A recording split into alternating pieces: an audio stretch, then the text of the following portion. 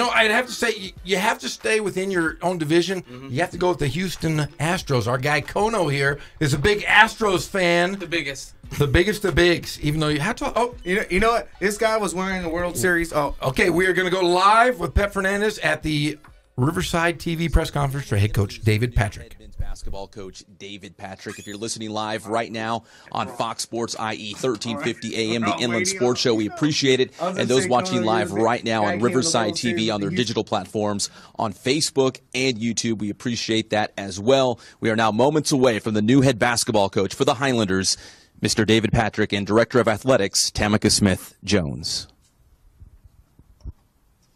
Okay, good afternoon, everyone. My name is Wes Millett. I'm the new Senior Associate Athletic Director for External Relations here at UC Riverside. Go Highlanders. Happy and proud to be part of the family. So it's good to meet you guys, good to see you guys. We have a very special day for you this afternoon. Before we begin, I wanted to introduce, just give you guys a quick run of the show for today. We'll open with remarks from our AD, Tamika Smith-Jones, followed by remarks from Coach David Patrick. We'll do the proverbial shot with the jersey after that, so if you're wondering when that's going to come, it won't be at the screen, it'll be at the end. And then after that, we'll do 15 minutes, 20 minutes of Q&A with media members in the audience today. So with that, I will not prolong it any longer. We're excited to be here. I give you our AD, Tamika Smith-Jones.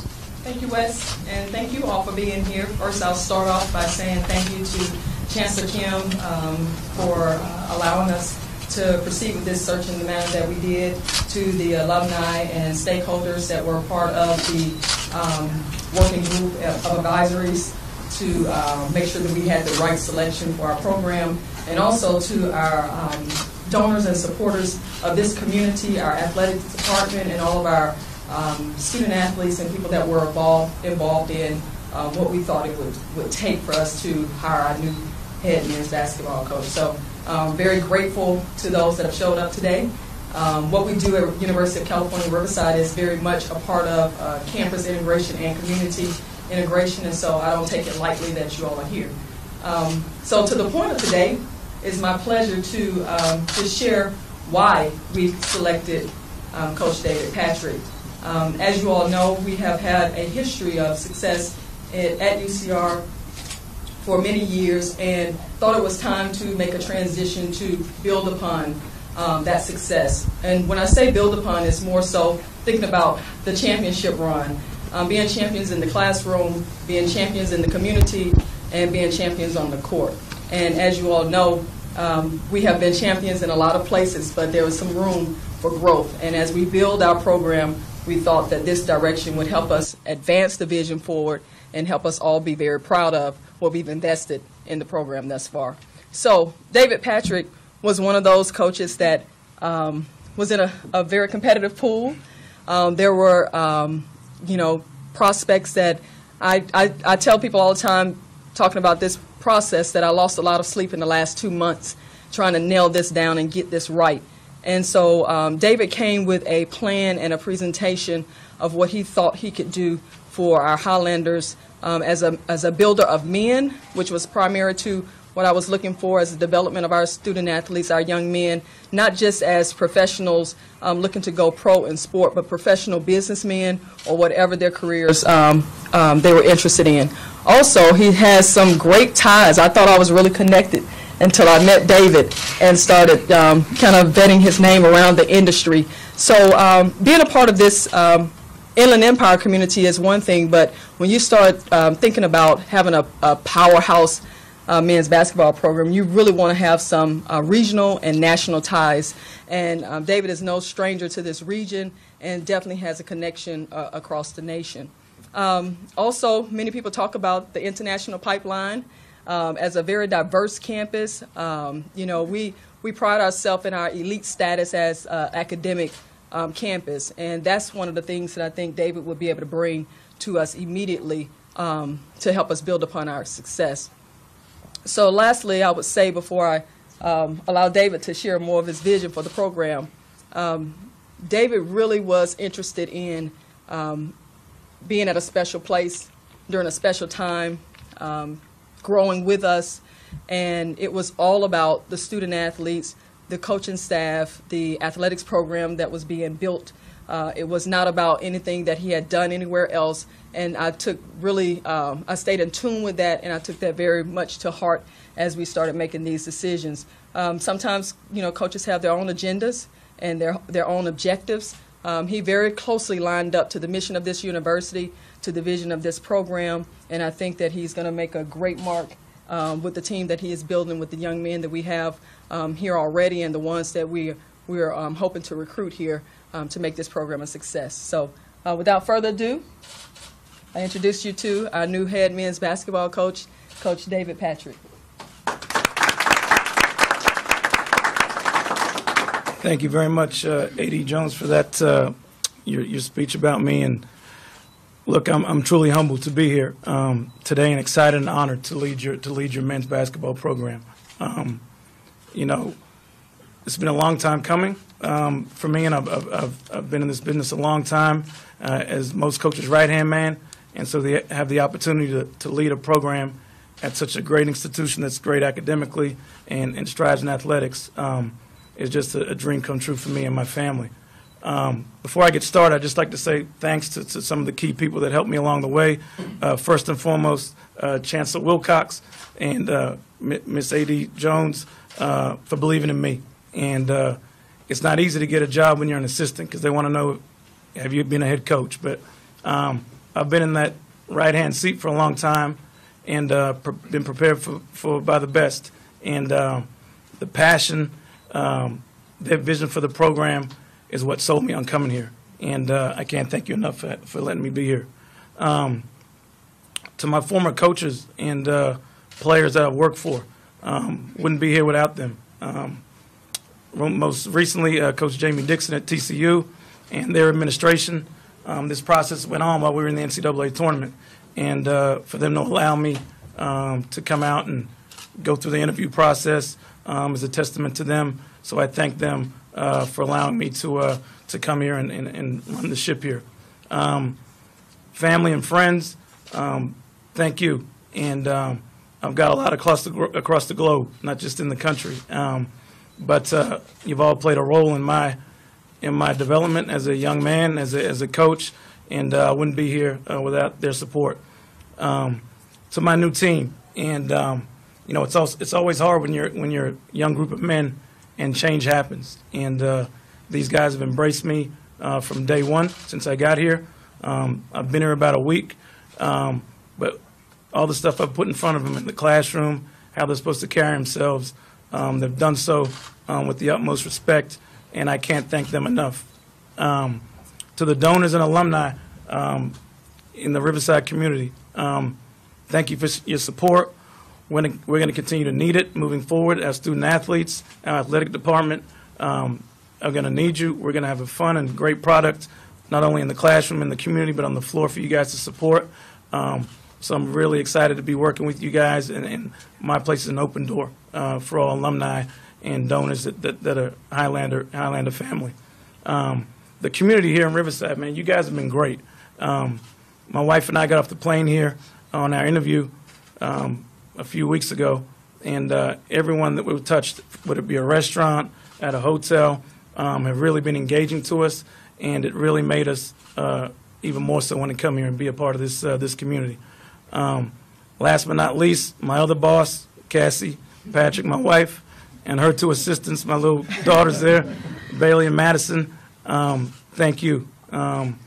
You coaches that are in here will understand it's hard for your spouse when you're away a lot. And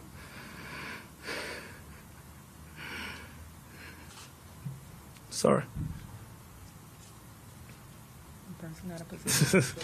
And this journey hasn't been easy, but we made it.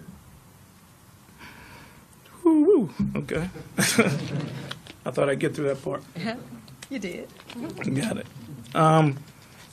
Look, and I'm a head coach now, but 13 years ago, I was my first job at Nicholls State, and I got called to come to California and work for very little money in Moraga, and got in the car and drove across the country to do that.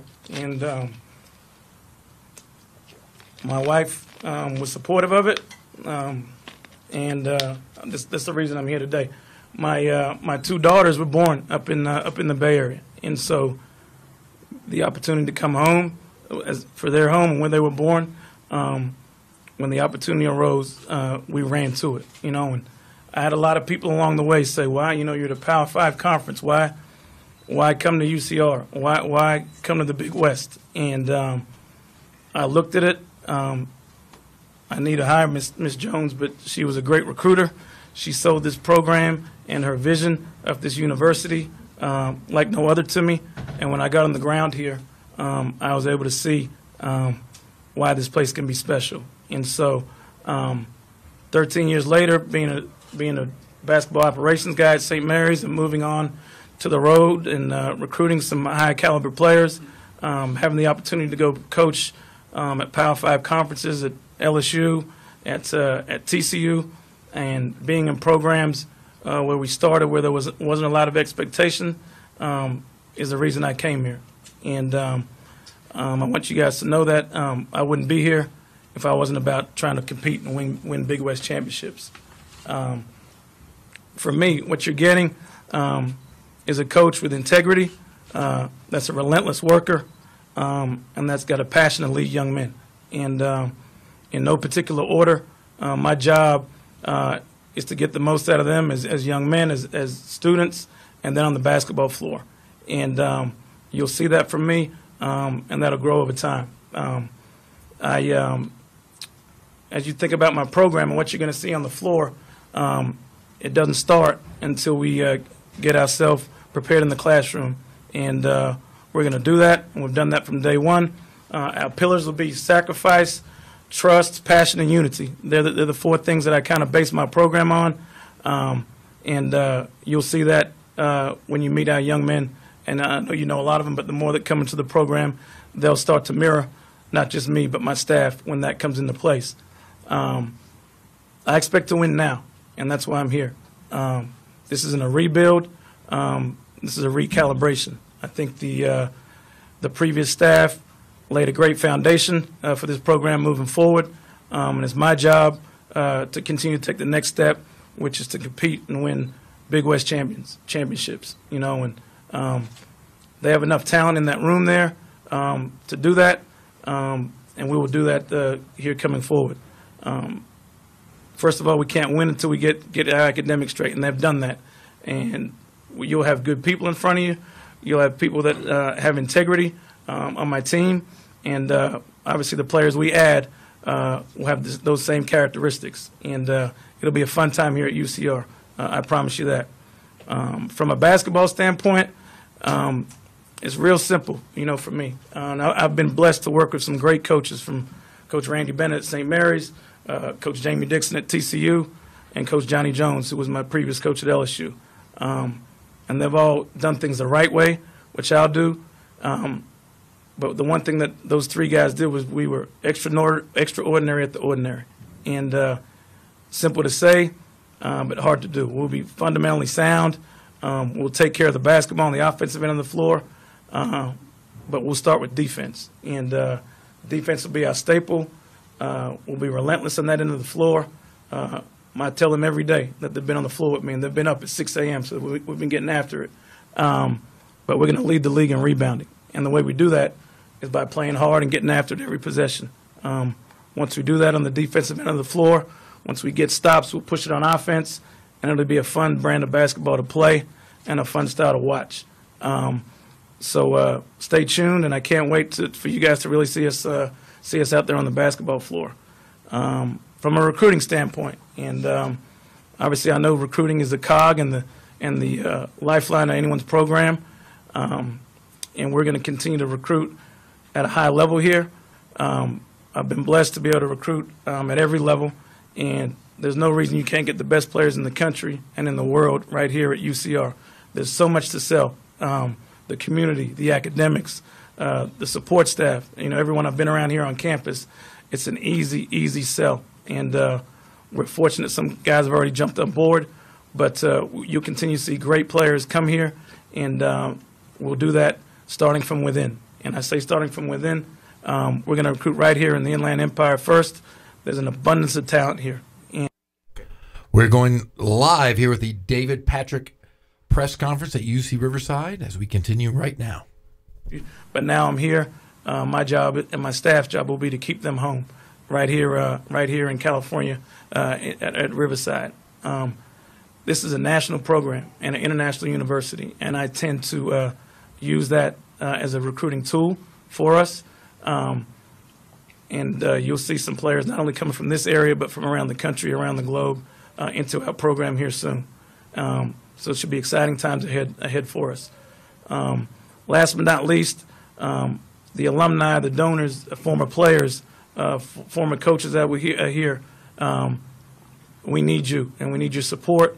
We can't do this alone. This is your team. I'm just fortunate to be the basketball coach of your men's team, but we need your support, and whatever I can do, our practices are open to you guys, unless it's going to be a tough day if we take a setback or two.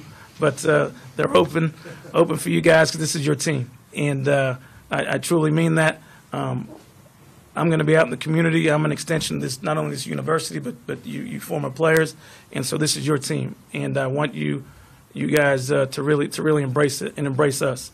And in closing, I just really want to thank you all again for attending today. I want to once again thank Miss A.D. Jones and Chancellor Wilcox for just allowing me and my family to lead this program. I promise I won't let you down, and just can't wait to really get started and get my family here eventually and get on that floor and get that first win for you. Thank you.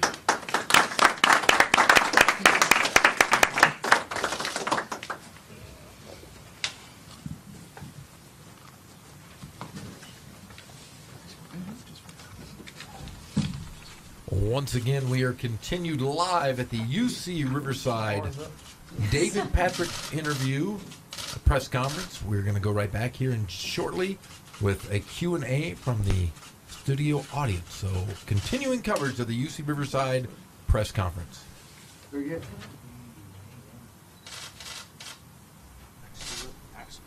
We are going to take a commercial break. We'll be right back with more coverage of the UC Riverside press conference.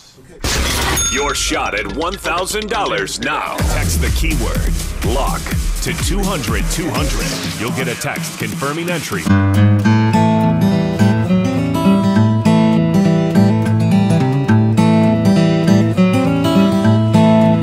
We focus on the customer here.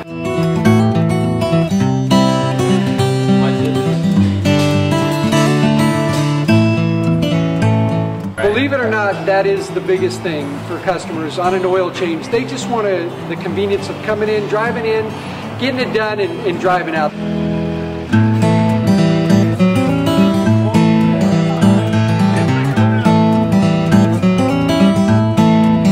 We just greet them, get them going, and they're done in about 10 minutes or so.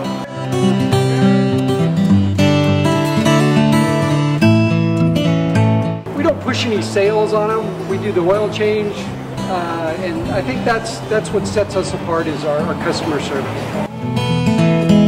Vacuumed and cleaned your windshield for you as well. Everything's looking pretty good. You come into us one time, believe me, we'll spoil you and you'll be ready to come back the next time.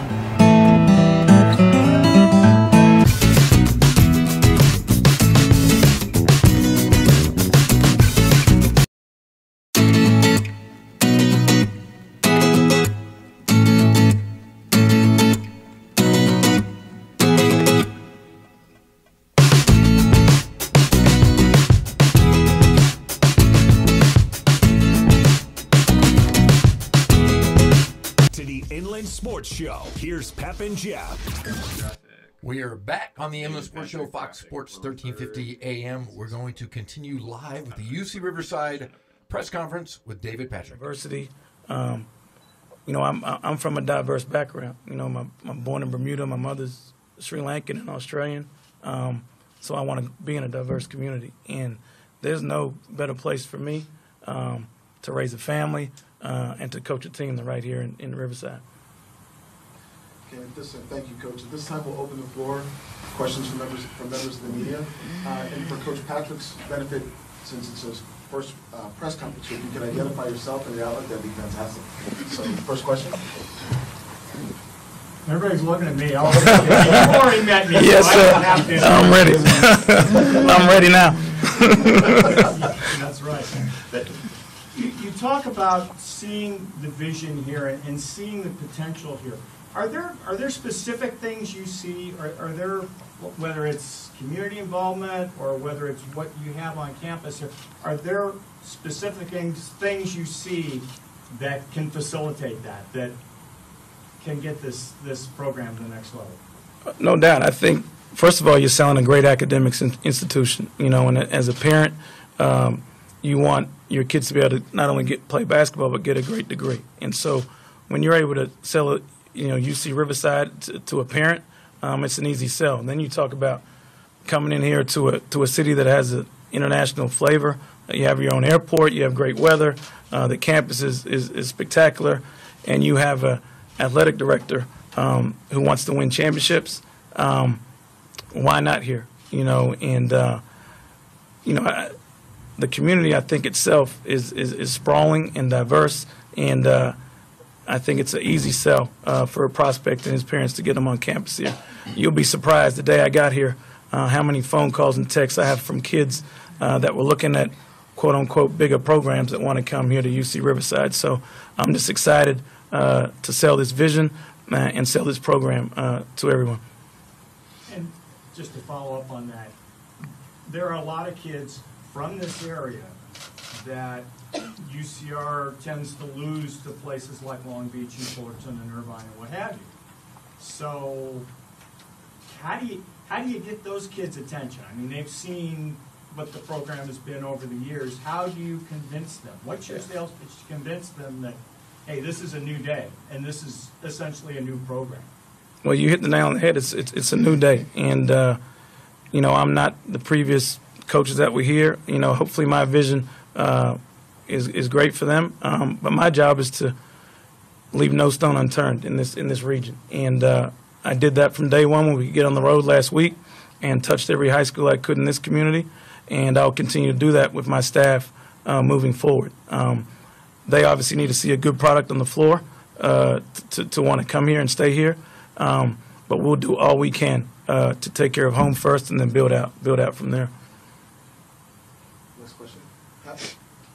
Coach, yes, sir. Sports Show, Fox Sports IE, Riverside TV, and play-by-play man for the men's basketball team. We talked about this on the radio, the fact that between myself and Jeff Gorham, who does the color, we saw every single UCR game, and they were in just about every single game. They beat Fullerton. They almost beat them twice, and we saw Fullerton go to the big dance. So my question for you is, how close do you think UCR is to getting to the NCAA tournament? I mean, because I would assume that's like the ultimate goal, right? Yeah, I mean, that's the goal, and that's why I'm sitting here today. And, watching from afar, and I was a fan of the Big West from afar. I have some colleagues that coach at other programs I don't want to name in this league, but, I've seen the league, and I watch it nightly when it's on TV, or if I can watch it online, I do. But to your point, this team never quit, and they played hard no matter the circumstance, and it was one of the main reasons I decided to come. If they were getting blown out nightly and had no fight in them, it might have been a little harder to come here. But when you see that they're right there and they're this close, I really, really just wanted to get here and get in front of them and coach them, because I saw exactly what you saw, a competitive team that were playing the right way. And if we just tweak some things a little differently, the sky's the limit for us. Next question. Yeah, Alan Steele with the Press Enterprise. You mentioned the term recalibration. How would you define that for this program going forward? Good, yeah.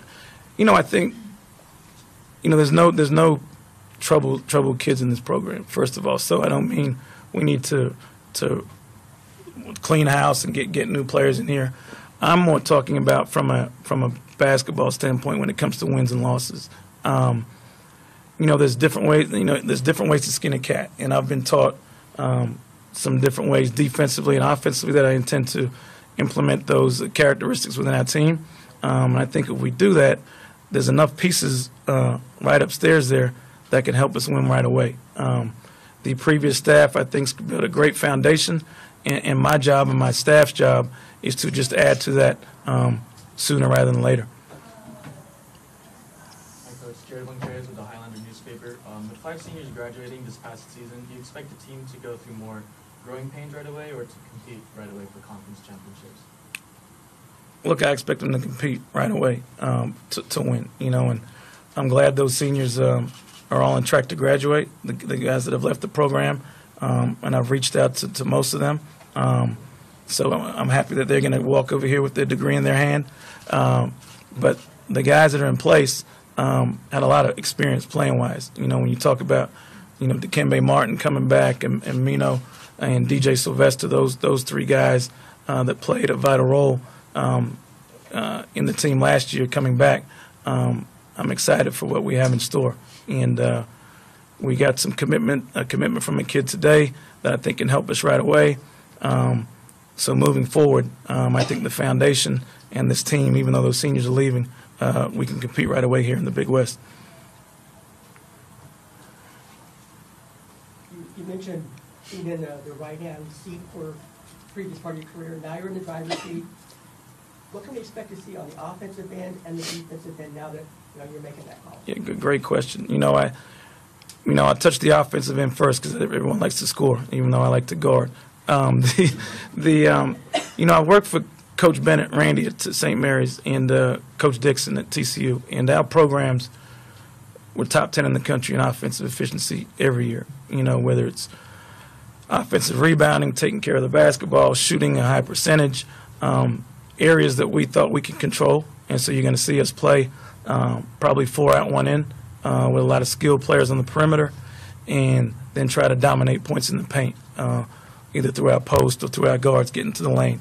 And then we're going to crash the offensive glass. I've been harping on them since day one about rebounding.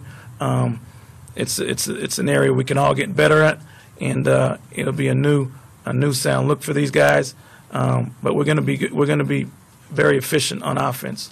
On the defensive end, pretty simple. I'm a man-to-man type guy. Obviously, I'll have some zone and press in, but man-to-man will be our staple. We'll be relentless on that end of the floor. Coach Dixon at TCU had a great history at Pittsburgh. And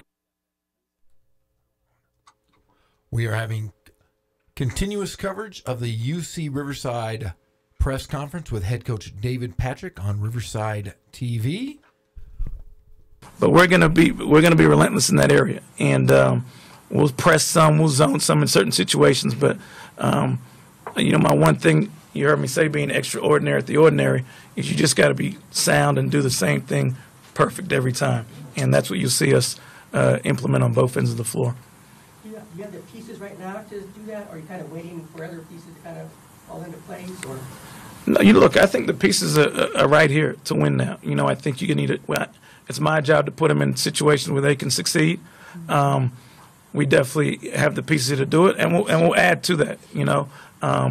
We have a few scholarships available, which we'll take our time and get the right piece for us. But after being on the floor with these guys for the last week, I was pleasantly surprised at not only their work ethic, but their ability to pick up the game and pick up concepts pretty quickly.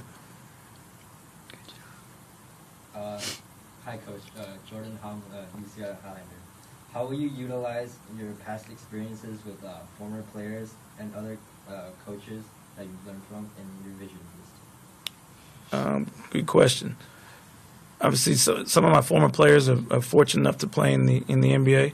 I have one little kid, I don't know, some of you may know my godson's Ben Simmons, that plays with the 76ers, and he lives in L.A. in the off season.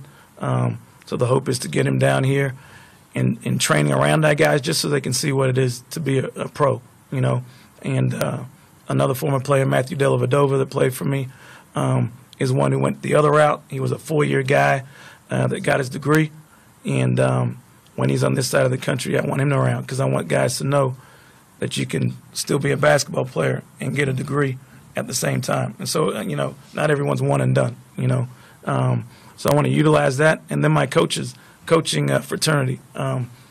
Last week I was at the Final Four with my close friend Porter Moser, who was at Loyola. And no one thought he'd be taking the Ramblers to the Final Four. But utilizing guys like him that have had programs that weren't quote-unquote Power 5 programs and taking them to another level is a resource that I have and something that I intend to use here. We have time for one more. Coach, obviously with you being a great recruiter, do you expect top prospects to want to come here sooner rather than later? Most definitely. You know, we have a few that are already knocking down our door to come here. But it's not only about me. You know, it's about my team, about this university, and about what we have to offer. But there's no reason the best players globally and nationally shouldn't want to be right here at Riverside, and we intend to go after every one of them. Good job. All right, at this time we'll wrap up, unless there's any more questions. Jim, anyone? Okay. You guys, thank you for coming today. And again, Coach Patrick, it's great to have you here. A.D. Smith-Jones, thank you for your time. And thank you guys. Go Highlanders. Yes.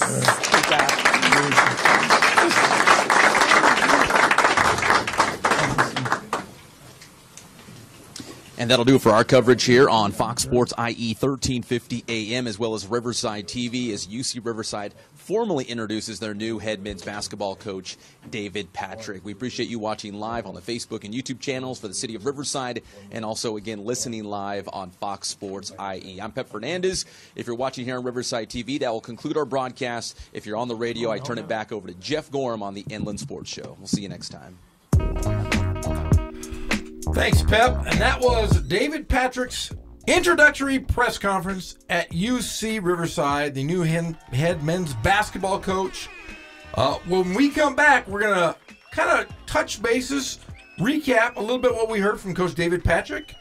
And then at the top of the hour, we're going to go back to Pep at UC Riverside, where they're going to do an informal Q&A with some of the players and coaches at UC Riverside. But we will be right back on the Inland Sports Show on Fox Sports 1350 AM.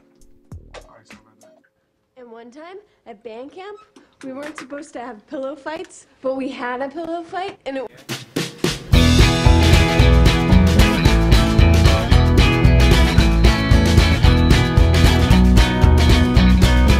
Thank God, first of all. I thank the great people that I've got around me that help support me, the people that work for me. As I started, if it wasn't for the people around me, we probably wouldn't be here right now, but I've got a great staff.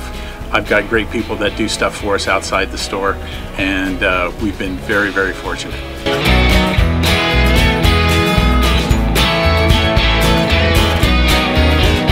Our service is impeccable, and we just keep trying to get better every year. We can do online stuff for your teams, as well as, like I said, the screen printing, the embroidery. We also have 3 women that do extra sewing for us, like tackle tool on uniforms, or the bling or rhinestones for different shirts for the ladies. That's why we have certain racks just for certain schools, and the fun about that is that it turns into other schools that may come in here that aren't as close, that we can do stuff for them as well. We've had very, very good customers throughout the years, and it's just been a blast.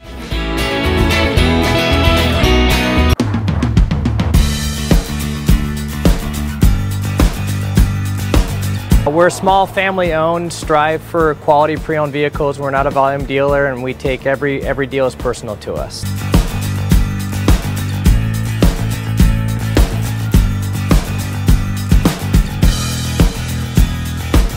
We're a low-stress environment. We're not a pressure sales house. If you want to shop us, you're more than welcome to shop us. We have, like I said, great rates, competitive financing, a lot of one-owner, clean Carfax, clean title vehicles.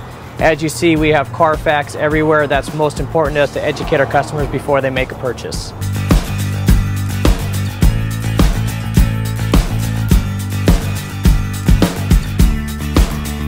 We're right off of Ontario, right off a couple exits off the 15 freeway, off Cahelco, off El Cerrito, and we're right on the main drag going into Dos Logos and the crossings.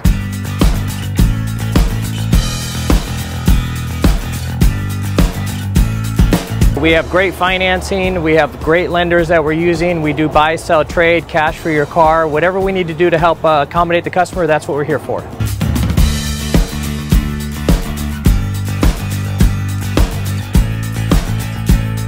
We have a little bit of everything. We start at about $69.95 and go all the way up to $100,000. We have Escalades, we have commuters, we have pickup trucks, we have Jeeps, sport utilities, and if we don't have it, our specialty is finding you exactly what you're looking for.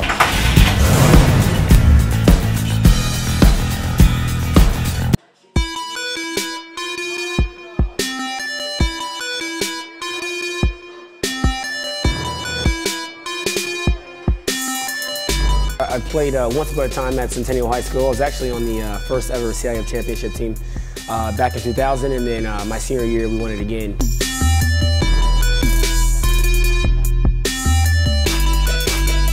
I'd say that's my passion because I've done it. You know, I know exactly where these athletes are at. I know what their mindset is right now. I know how hard it is to, number one, find a performance coach who can take you to the next level.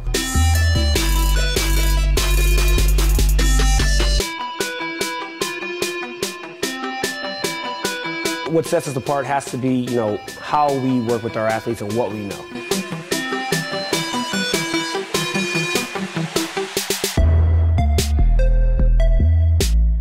We can take an athlete and you know, help them reach their athletic potential, you know, help them, you know, prevent injuries, help get them stronger.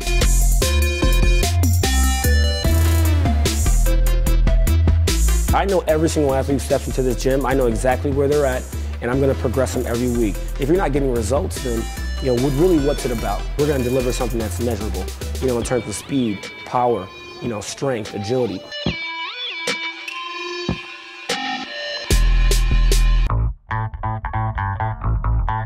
How you guys doing? Ray Bass here. We're here at Corona High with the Corona High football program with the one and only Pep Fernandez. Today's boost training tip, it's all about top end speed. We're talking about the ankling drill. Come check it out. This particular drill is great at teaching us to get our feet off the ground as quickly as possible. All right, so what we're gonna do is Gavin's gonna start with his feet underneath his hips. His toes are gonna be pointing forward. And the goal here is to get as many hits against the ground as possible. He's gonna do a fast high knee. He's gonna have his toes pointed up, get as many hits as he can in a short amount of time. Here we go. So we're gonna go about 5 yards here. Here we go, ready, set, go. Fast down, toes up, toes up, toes up, toes up, toes up. Now typically when we get over the opposite knee, I like to say fast down just so we don't get robotic with it, but there you have it right there, the ankling drill. Great for top end speed.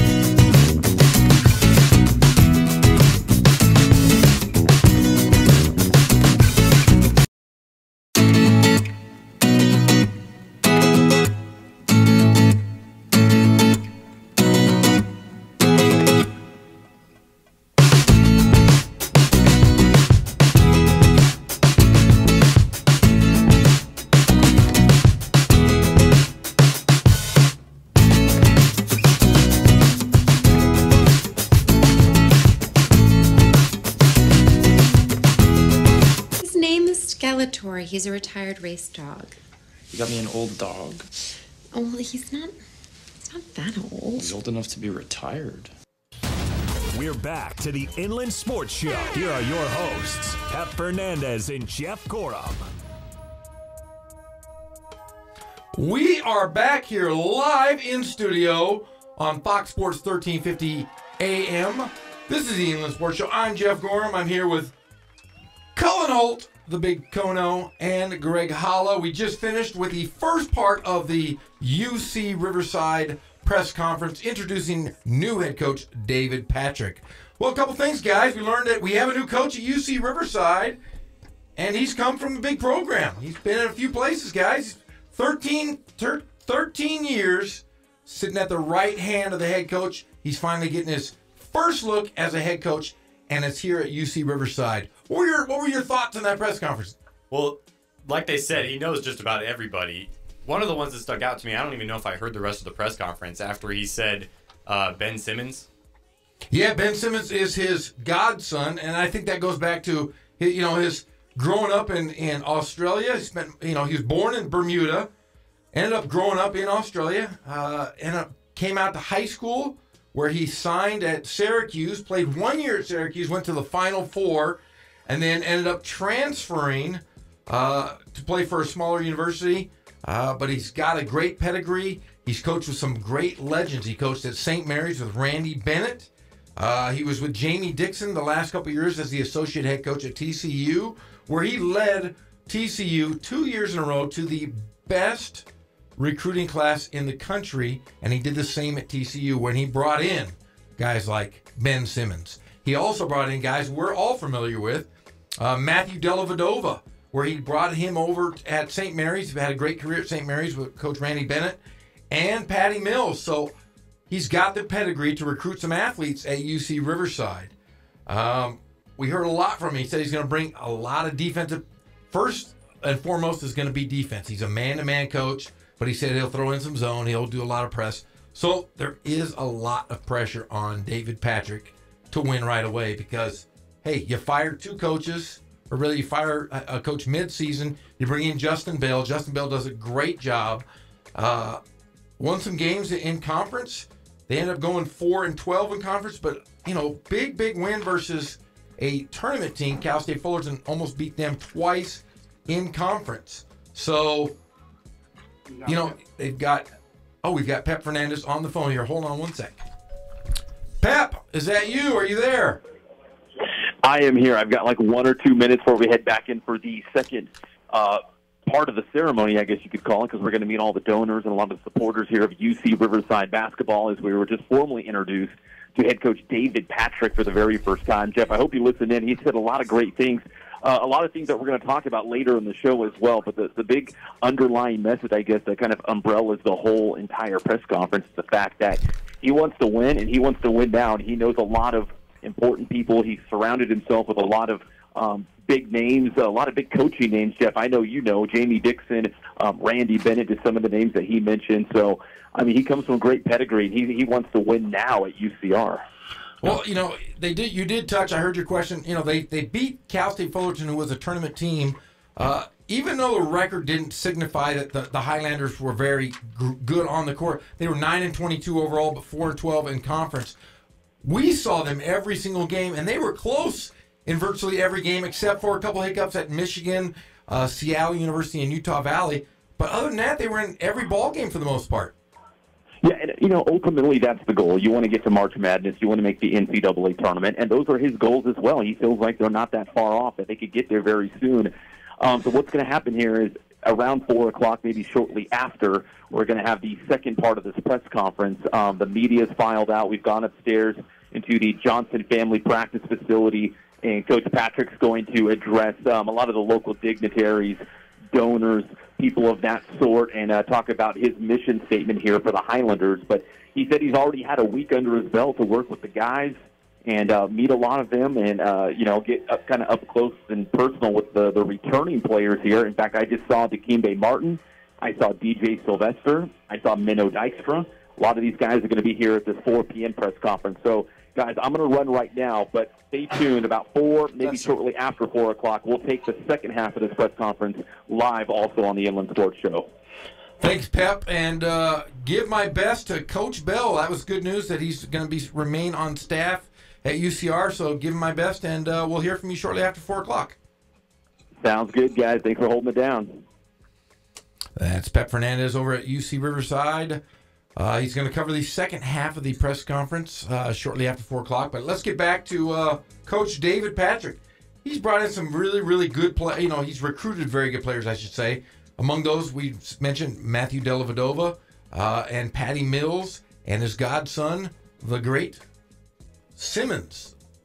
He's a stud. Probably going to be the Rookie of the Year. We will debate that later on in the show because I don't believe he needs to be Rookie of the Year. My Rookie of the Year is a guy named Donovan Mitchell who plays at Utah. So we'll discuss that later in the show. Kono and I and Greg as we head into the Inland Sports Show. Any thoughts, guys, that you had from the press conference?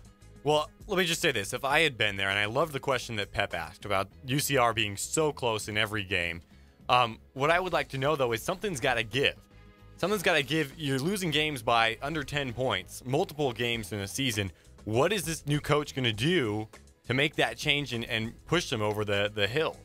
Well, I think just with the addition of subtraction, you lose 5 seniors this year, 5 very good seniors, guys that really put their heart, their blood, sweat, and tears into the program. But he's already paying dividends. He just recently signed a player who was one of the national junior players of the year in Australia. He plays on the 17 and under national team. He will be signing later on today. That's always a good sign. He said he's going to bring international flavor to UC Riverside. That is something that we're used to. We have had guys. We had Alex Larson, Menno Dijkstra, Edie Diallo, all international players that have been very successful at Riverside. But maybe he's going to bring a different level of player. We've had good ones, but you kind of, if you're going to be better and make the tournament, you've got to bring guys in that will surpass the guys you just lost. But the cupboard is not empty.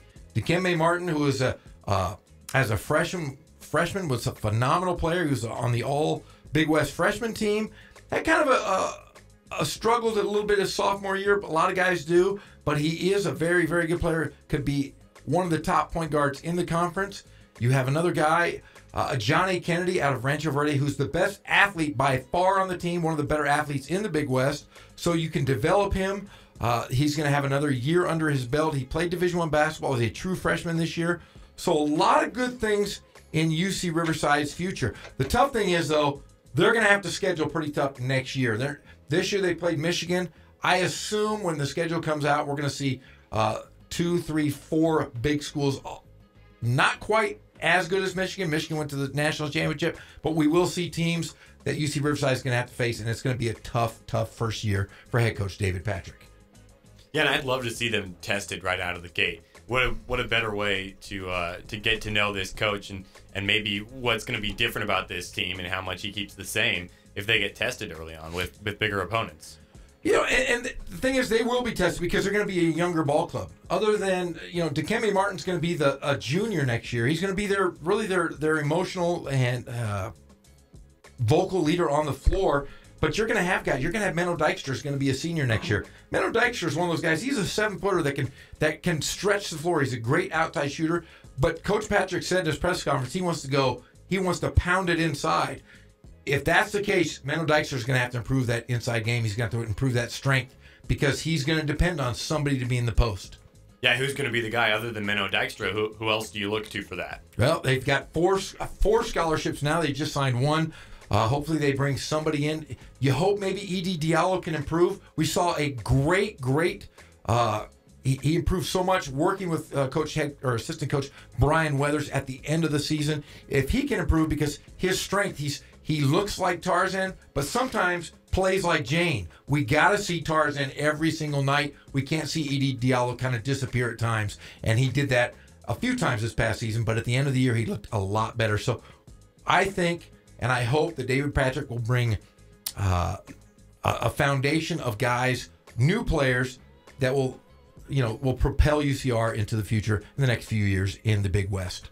Yeah, and I know we're on a tight schedule, but real quick, I have to ask our guy from Rancho Verde, Johnny Kennedy, as a former coach, where do you think he fits into this new system from what you heard in the press conference? Well, I think they said they were going to go 4 out, 1 in, which means he is a perimeter guy, but he's more of a slasher. He's not a great outside shooter. The one thing that Johnny needs to work on is his strength. The Division I level, even at the Pac or the Big West level, you've got to be stronger. You've got to be tough. And I think that if he lives in the weight room in this offseason and plays nonstop, works on that jump shot that gets a quicker release, I think he could be one of the better players. We saw glimpses of it this year playing in the Big West and for UC Riverside. Well, when we come back, we're going to have more from UC Riverside. Pep Fernandez is going to lead the second part of the press conference. We're going to have Q&A with Coach David Patrick and some of the players as we return on Fox Sports 1350 AM.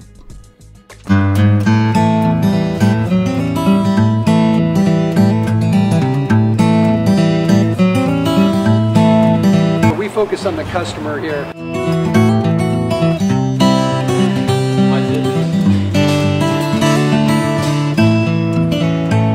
Believe it or not, that is the biggest thing for customers on an oil change. They just want the convenience of coming in, driving in, getting it done, and driving out.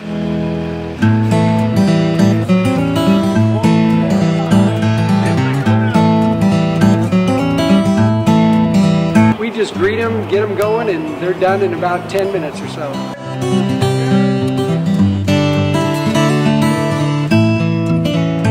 We don't push any sales on them. We do the oil change, and I think that's what sets us apart is our customer service.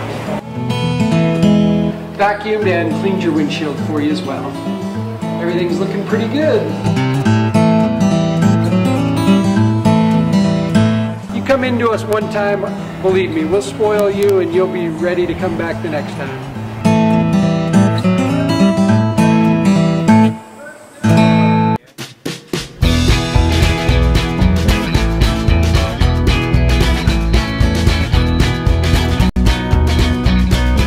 Thank God, first of all. I thank the great people that I've got around me that help support me, the people that work for me. As I started, if it wasn't for the people around me, we probably wouldn't be here right now, but I've got a great staff. I've got great people that do stuff for us outside the store, and we've been very, very fortunate.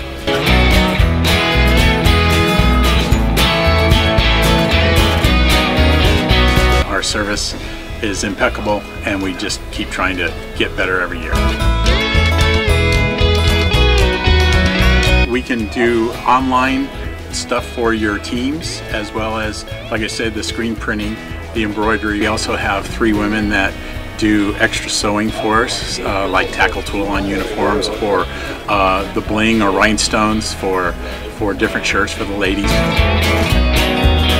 That's why we have certain racks just for certain schools, and the fun about that is that it turns into other schools that may come in here that aren't as close, that we can do stuff for them as well. We've had very, very good customers throughout the years, and it's just been a blast.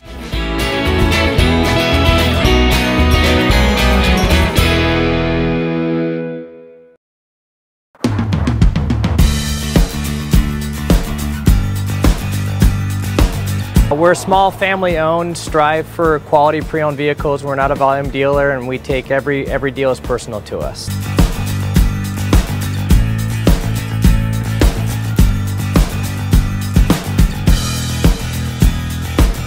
We're a low-stress environment. We're not a pressure sales house. If you want to shop us, you're more than welcome to shop us. We have, like I said, great rates, competitive financing, a lot of one-owner, clean Carfax, clean title vehicles. As you see, we have Carfax everywhere. That's most important to us, to educate our customers before they make a purchase.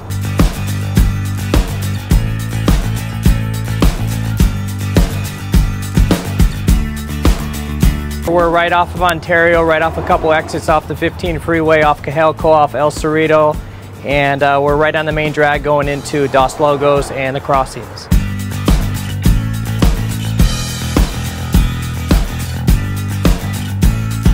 We have great financing, we have great lenders that we're using. We do buy, sell, trade, cash for your car. Whatever we need to do to help accommodate the customer, that's what we're here for.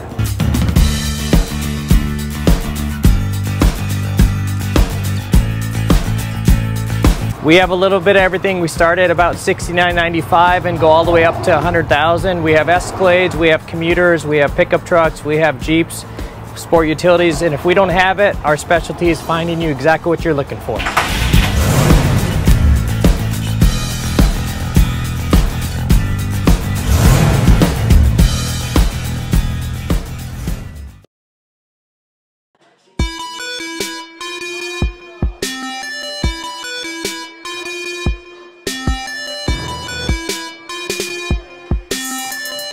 I played once upon a time at Centennial High School. I was actually on the first ever CIF championship team back in 2000, and then my senior year we won it again.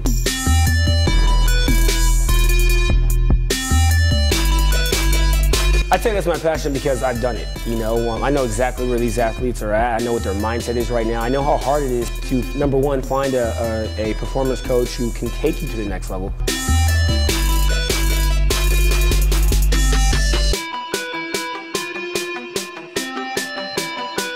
What sets us apart has to be, how we work with our athletes and what we know.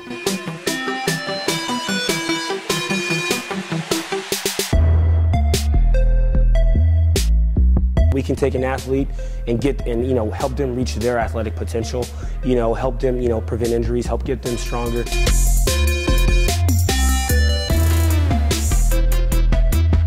I know every single athlete who steps into this gym. I know exactly where they're at, and I'm going to progress them every week. If you're not getting results, then, what's it about? We're going to deliver something that's measurable, in terms of speed, power, strength, agility.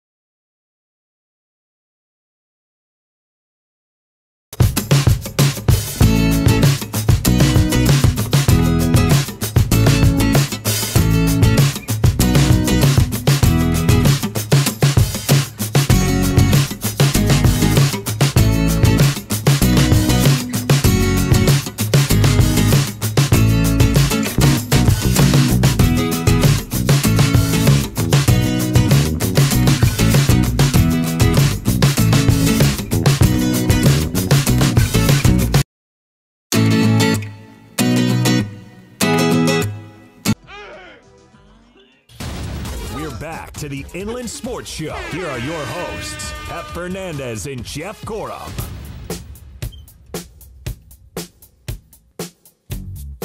We are back here on the Inland Sports Show on Fox Sports 1350 AM.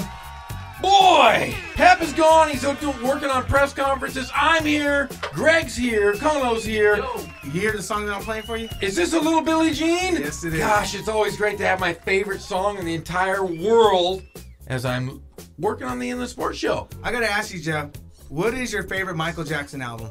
Oh, I love Thriller. Which one can you listen to? Thriller, I can listen to because I know every single song. That was the song. That was the jam. Mm-hmm. When I was in, I think 5th or 6th grade, it came out, and I'll tell you what, it was hit after hit after hit. So I knew everything about Michael Jackson. I was the biggest fanatic. But then, I loved Off the Wall. I loved the Victory Tour when the Jacksons made their comeback. Hey, I actually went and saw the Jackson Victory Tour. I did too. Yes, I did too. I'm telling you, I think I was in 7th grade, and it was the coolest thing ever. L.A. Dodgers. Yes, it was. I was there too. Yeah, we were there. I was like 6 years old though, but I remember that. Oh yeah, and then the album came out, and there was all the Pepsi stuff. His hair was burning. That was the peak, the peak of that of Jackson mania. And I'll tell you, it was a fun time. It was. You look at kids nowadays, and all they do is play video games. It's just video games, video games, video games. When I was a kid, we were out riding bikes, playing basketball, riding all over Riverside, and listening to music on our Walkman. We had the tape players. And sometimes I used to ride with my little boombox on my bike. Oh, that was the way to go. Exactly. And I remember getting my first boombox for Christmas, and it was the greatest gift ever. I treated it like it was gold. It was the coolest thing in the world. My brother always, he wasn't into music because he was a little older than I was. He was just into, running around, playing basketball. He's kind of a nerd. Mm-hmm. I, of course, was a little more rounded. I like chicks and music, and kind of had fun with it. But, yeah, there was nothing better. I enjoyed my junior high days listening to Michael Jackson. It was just a fun time. What other artists did you listen to back in junior high? Like what? Oh, I was kind of a goof. I guess like Madonna was kind of big at that time. And then you had like Duran Duran. It was like the new row. They call it the new wave guys. We'd roll up our pants. Mm-hmm. I was never allowed. I told you guys this. I was never allowed to wear Vans growing up ever. Why? My dad said they were for skaters, and skaters were dorks. You're gonna be a Lord of Dogtown? Yeah, there's no way. Have you ever got on a skateboard, Jeff? Well, I had a skateboard. It was one of those little tiny skinny ones. And the brothers Gorham we used to ride our bikes. We'd tie a rope to the back of the bike, and we'd ride our skateboards. And of course, you'd hit a rock. And nowadays, I think the skateboards are a lot better. So they would go over rocks. But if you hit a rock, back then, your skateboard would just stick, and then your face and elbows and everything would be scraped up on the ground. So, have you ever tried, like, in Back in the Future, how Marty McFly would, like, catch on to the bed of the truck? Did you ever do that? Oh, yeah, I did all kinds of stupid things like that. We did that. But, see, we played, I think our biggest thing growing up, though, was stickball. Mm-hmm. There were 4 kids that lived on our street. 2 of them were the brothers Gorham. And we were the great athletes, so we had to play on opposite teams. So I had my best friend was on my team, the weebs as we called him, and then the nerd on the street who couldn't hit a ball. My brother he was bad. He was this guy named Jason. He's the guy we used to put crawdads in his bathtub. So we would play stickball. There was a nice wall at the end of the street, and if you hit it over, it was a straight home run. But we would play stickball from like sun up to sundown. And my brother would end up punching out Jason because Jason was a geek. And Jason, yeah. So would you guys play with a hard ball or what kind of? No, we would use a tennis ball or a pinky. You know what? Your similarity is the same as mine. Growing up in my neighborhood, we used to play stick ball, but we'd play with the tennis ball. And a broomstick. You cut off the broomstick? Well, we play with regular bats. Oh, see, no, we went straight broomstick. So it was tougher to hit, but when you hit it out, it was the greatest feeling in the world. Because sometimes you'd go 2-3 days without hitting it over the fence. Because hitting it with a broomstick was tough. You know, our home run was a street light. If it went over the street light, then it was a home run for us. That makes sense. So, but there was also, we had like, you know, the Great Wall. Like in Boston, you know how that was the Great Green Wall? The Green Monster. The Green Monster. Okay, well, we had a Green Monster of our own. It was like this bush that every tennis ball, like when they finally cut it down, the neighbor cut down the bush, there was like over 187 balls in there. Like it was just all the balls that everywhere that we could never retrieve. Every time it went in the bush, we would try to get it and it would never retrieve. But once they cut the bush down, all these balls, and then by that time, we're already grown up. We're like, hey, you got all these extra we always balls. had to go to the mall and buy at the sporting goods tennis balls. We always had to buy tennis balls because that tree would always eat our balls. Well, we lived on a cul-de-sac, so there were and there was like old people on our street. Like I said, there was 4 kids. We lived on a cul-de-sac, but there was a big plum tree right over second base. So if it was in the middle of the summer, you know, and the plums are getting ripe, and then you'd have crows that would sit on the tree and pick them. So there'd be plums all over the place. I know what you're talking about, dude. You go to second base and you'd slide on a plum, and you're right in the street. You'd be all scratched up. Well, speaking of a plum tree, one time we had a neighbor right by where we'd play baseball. She had a plum tree, and like she would tell us, "Go ahead and pick out the plums on the floor. Go ahead." One day, it wasn't me. One of my friends picked a plum off the tree. And she came out and she smacked him on the butt. Like, don't be picking off the tree. Oh. We're like, whoa. Hey, we had this one lady, if you hit it into her yard, she would yell and scream at you. So anytime we would hit in her yard, we're like, oh, it's off limits. All right, it's out of bounds. And she would sit out there on her porch and she would yell at us if we went anywhere near her grass. Wasn't fun at all. I hated her. What was her name? We called her name was Mrs. Ebel. E-B-E-L. But we called her Mrs. Evil, because she was truly evil. Then we had Mrs. White, who lived next door, and she would sit out and clap for us, but she didn't know who we were. She forgot our names. And we'd like mow her lawn, and she'd give us like $20 back in the day. That was a lot of money. She'd go, hey, how much you want to? I go, can we mow your lawn? Yeah, $20. Okay. Yeah. And we probably could have said 100, and she would have said, sure. We did that too. Yeah, in our neighborhood. It's so like similar, man. Like you growing up, me growing up, we also did the same thing. Ah, it was good times. I do miss growing up. Riverside was a different place. We were talking, my son Connor, he's 11, and we were driving down Magnolia to go to the Inland Sports Classic on Saturday, and he was like, "Man, this is so crowded." And I said, "You know, when I was a kid, we used to ride our Schwinn's. I had a Schwinn bike." And we would ride right down Magnolia Avenue on a Sunday morning, and there'd be no cars in the street. We could ride as far as we wanted. How far did you ride back in the day in Riverside? Like, I lived over up near Shamel Park, kind of by Ramona, I guess. But I would drive all the way to UCR. I'd go to Bobby Bonds Park. I mean, I rode everywhere, all over the city. And my parents were never worried that I was going to get killed or kidnapped, because we were crazy Gorham boys anyways. No one wanted to kidnap us. But it was cool. Riverside was a different time, and we didn't grow up with video games. We didn't grow up with phones. There was no way to get a hold of anybody. So it was just a different time. That was like back in the day when you wanted to go outside, when your parents would be like, "Stay inside," and you'd be like, "No." Nowadays, they want to stay inside. You don't see nobody outside. No, I try to get my son constantly to go out and play. We've banned video games in our house just because on the weekends I'll let him play a little bit, but It's just a different time. I wish that I could take my kids and put them back in a time machine and show them the way we grew up and the way we did things. You know, we worked hard. We had chores. We were always, we were mowing lawns. We were washing cars. We were doing whatever we could because our parents didn't give us stuff. We had to do it all ourselves. Mm-hmm. So was there any other sports besides baseball that you guys play in the neighborhood, like that you... Oh, we played ditch. You play good games of ditch, or you get on your bike and play bike ditch. You could play that forever. Our radius of ditch or hide and seek was like a square mile. We lived next to a couple schools. We'd play at the schools. We'd shoot baskets. We'd play ditch. It was just a fun time. I mean, you stay out till dark. As soon as you saw the headlights were coming on, or the street lights, you went home. Head home. Yeah, you head home because you were worried about the bats. Bats would fly all over Riverside. And as a little kid, you go, "There's bats everywhere. You got to get in the house. Got to get in." I told you guys about the Colton bat. That was the big bat in Colton. The big bat in Colton. I never seen it, but there was bats, and when you see these bats fly around, you're like, gotta go home. Well, I told you when we went to a tournament in 29 Palms, and there was a kid that we grew up with, a basketball tournament. There was like 300-400 kids in a gym. We go outside, and the guy was, you throw a rock up in the air or anything in the air, and the bats the sonar, the kid killed a bat with a rock, and we were like, holy crap, he's the greatest bat killer in the history of the world. And we knew him all through high school. He was the guy that killed the bat. It was the great legend of, who was it? It was Ricky. It was Ricky Collier, the legend who killed the bat with a rock. Wow. It was fantastic. Well, hey, let's go over some scores here. And we've got some finals. Mm-hmm. We got some games in progress. We got the Arizona Diamondbacks over the San Francisco Giants 7-3 in the bottom of the fourth. No score, Detroit-Cleveland. And a final in 12 innings, the Atlanta Braves 5, the Washington Nationals 3. And then Houston goes to defeat.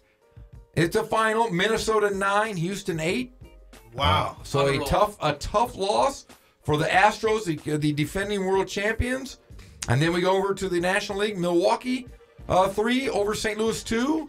And Chicago White Sox 2, Tampa Bay 1. And Seattle over Kansas City 4-2. And San Diego loses to Colorado 6-4 in a final. Got some big games tonight. The Angels are still battling the Texas Rangers. Last night they won 11-1. Some big hits. Angels beat Bartolo Colon at the end of the game. Still playing? Oh no, he's still playing because he was a roid guy. So those roid guys can last forever. Bartolo was? Bartolo Colon was a big roid guy. Remember he got banned for almost a year. I didn't know he's really ugly. That's all I know about Bartolo. He's one of the most skilled fat guys to ever play the game. I didn't know he was popped for PEDs. Oh yeah, he was popped for PEDs and then still continued to play and still playing now. He's like 58 years old. But the Angels got a nice win yesterday, 11-1 over the Rangers. Ohtani did his first stint as a pinch hitter, so he did get to play a little bit last night. Didn't hit that home run. Oh, not a DH though. He just came in for the one. He was a pinch hitter for one at bat. And did not get a hit. Did not get a hit. What? But you remember his first 3 games, he homered in each of those 3 games, and tonight he will be back in the lineup as a DH. Albert Pujols will be at first base. Albert Pujols had a great game last night. He had 2 hits. That's getting him closer to that 3,000 mark. And then Mike Trout, who has kind of been kind of quiet. I mean, he's getting hits, but he's not getting them at the bunches he's had in the past. He's still getting used to it. But Mike Trout and Andrelton Simmons each homered, and that gives the Angels still leading the majors with 20 home runs on the year. The Dodgers, however, the Doyers. Greg's team, they won 4-0. They started to finally play a little bit. Taylor, Seager, and Kemp all with home runs. Are you still sold on Kemp? Is he okay for you? I've never been a Kemp. I was a Kemp guy when he's here the first time. You know what? I like him. He's been producing. He'll be a good clubhouse guy. Yeah, I think this time around, he's really hungry for a World Series, and this might be the time. And right now with guys injured, he's the guy that's really he can keep that clubhouse together with that older mentality, guys that are veterans. Maybe he can do something and help out the Dodgers because they haven't been playing very well. They only had 4 home runs going into last night's game, but after that they have 7. So maybe they're starting to hit the ball a little better. Like last season, it took them a while. Last season, they're a little down and out, but after the All-Star break, the bat started swinging, and it went to a good run. We went all the way to Houston, the World Series, and It's time for some payback. Sorry, Kono, but we're coming after you guys this season. Hey, and then we had a morning game out at the 66ers. They played the Modesto. Is this right? They're called the Nuts. Yeah, Nuts. That's their real name. Nuts. Yeah. Holy! Now, is it a peanut? It's a peanut. Or is it a pinion nut or a pine nut or a pumpkin seed? It's a peanut, huh? It's a peanut. Yeah, they won 1-0. It was a morning game. That's the game for all the kids. Yeah, the kids game. What is that? The field trip day they call it. Yeah, they had on Instagram. You could print out your note to go hand to your school teacher or your boss to say I'm out of school. Yeah, they didn't have anything like that when I was a kid. I want to share this with, since the kids were out there, it was really loud. And I know it gets really loud because one time in my life, I worked for Radio Disney, and they sent us out to the elementary. You were a Disney guy? Radio Disney. And Britney Spears. Justin Timberlake. I worked on the Radio Disney street team, and they sent us out to elementaries. And these kids, they have a high volume of, how, girls can scream, men can scream, and these kids have a certain, they go beyond. Oh, they got that decibel. That high pitch. And, they thought we were bringing it out like Miley Cyrus, and they thought we were bringing out all these stars, so they were, extra excited, and you just, your eardrums would be blown out because these kids can scream. It's like the Beatles were in town. Yeah, so I can imagine, them be screaming, all these kids in the ballpark. It was probably pretty wild. You worked for Radio Disney. Yeah. So did you have to, meet at Disneyland? Where was the station? Well, it was actually here, Fox Sports. We actually... we did Radio Disney back in the day, so they would send us out. But it was the coolest thing because, these kids, I used to mess around, Jeff, and I used to, you talk to my coworker, the other street team, and, I know, little girls be listening or little boys be listening, and I'll be like, hey, you down to go eat some lunch with Miley Cyrus or, or the Jonas Brothers? And they'd be like, really? Are you guys really going to meet them? I'm like, yeah, we're going to have lunch with them. And, it was fun. They believed us, and it was the imagination. You guys are looking at me like I'm a cruel person. Right. But they it's about imagination. I was just thinking about that. You just said the term Jonas Brothers, and I remember. I think the Jonas Brothers, one of them's a big actor now. I think so. Nick? Yeah, I don't know. It's one of the. You should. I know you know. It's the only one I know. Guy. Okay, the one guy is dating or getting married to the real pretty girl that's on Game of Thrones. I think it's one of the Jonas Brothers, the big tall red-haired girl. Oh, it's not the dragon lady. No, she's cute though. She's in the new Han Solo movie. I can't wait to see that. Is she? Oh yeah, she's one of the stars. Oh yeah. I didn't know But that. I am a little disappointed because I'm a big Game of Thrones guy. Yeah. And why do people watch Game of Thrones? Special effects and the dragons. No. I watch the nudity. The nudity. The I think there's babies. nothing bad. Let's pull the curtain back a little bit. As a grown man, there's good TV shows, and I watch Game of Thrones because I like the fighting with I like the mountain. I like the big beast of dragons, but there's always a little nudity. Yeah. You gotta love the nudity, and I like the Khaleesi, the blonde girl, but she doesn't go nude anymore. That's my favorite. It's in her contract. She won't go naked anymore. That was a disappointment because But didn't she? She did that scene in where she walked naked through the whole town. I don't know about that. No, that was the queen. Oh, you're right. We got a caller. Hello, caller. We are here on Fox Sports. Yeah, I was trying to find out something. Okay. If I can, and I figured you'd be the man to ask. There you go. I'm the guy. Okay, my son and I heard here a while back that Dave and Sugar might be getting back together. I was wondering if you know anything. You know what? We will find out for you in a couple minutes. What's your name, caller? Frank Cutter. And where are you calling from? Paris. All right. We'll get that information. We'll find it out in a little bit. But thank you for calling. Okay. Thank you. Wow, that was pretty random. I never. What did he say? I don't know. Did you know anything about Bert Sugar? Is that That's what he what I said? heard. Dan Sugar. Dan Sugar. I know who Bert Sugar is. Who's Bert Sugar? He's a big boxing guy. Okay. Bert Sugar, isn't he? Wasn't he the commentator, Bert Sugar?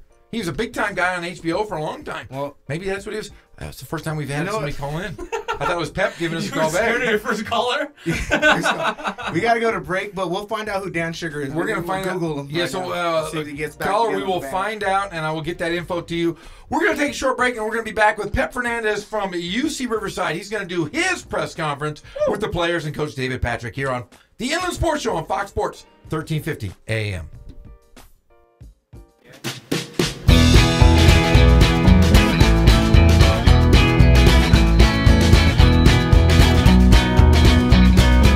thank God, first of all. I thank the great people that I've got around me that help support me, the people that work for me. As I started, if it wasn't for the people around me, we probably wouldn't be here right now, but I've got a great staff.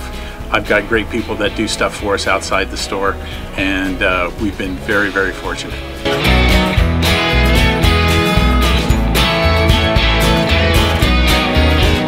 Our service is impeccable, and we just keep trying to get better every year. We can do online stuff for your teams, as well as, like I said, the screen printing, the embroidery. We also have 3 women that do extra sewing for us, like tackle tool on uniforms, or the bling or rhinestones for different shirts for the ladies. That's why we have certain racks just for certain schools, and the fun about that is that it turns into other schools that may come in here that aren't as close, that we can do stuff for them as well. We've had very, very good customers throughout the years, and it's just been a blast.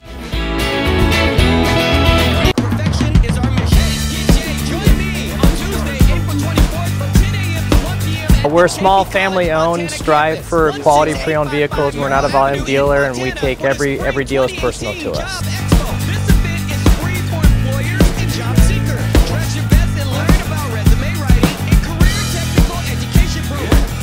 We're a low-stress environment. We're not a pressure sales house. If you want to shop us, you're more than welcome to shop us. We have, like I said, great rates, competitive financing, a lot of one-owner, clean Carfax, clean title vehicles. As you see, we have Carfax everywhere. That's most important to us, to educate our customers before they make a purchase.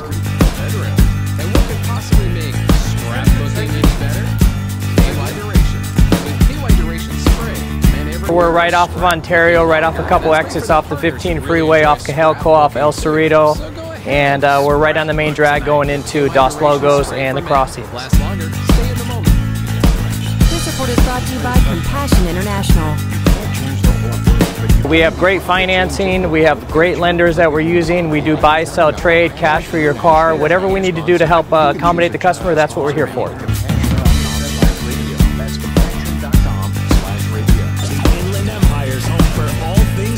We have a little bit of everything. We start at about $69.95 and go all the way up to $100,000. We have Escalades, we have commuters, we have pickup trucks, we have Jeeps, sport utilities, and if we don't have it, our specialty is finding you exactly what you're looking for.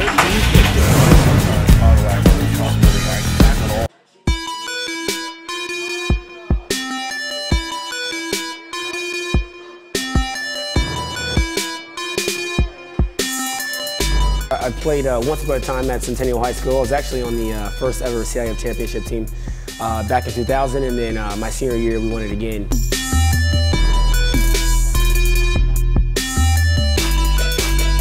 I say that's my passion because I've done it. You know, I know exactly where these athletes are at. I know what their mindset is right now. I know how hard it is to, number one, find a performance coach who can take you to the next level.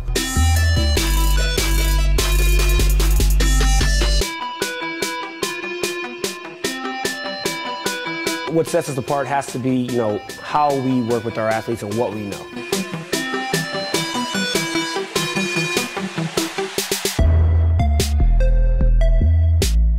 We can take an athlete and you know, help them reach their athletic potential, you know, help them, you know, prevent injuries, help get them stronger.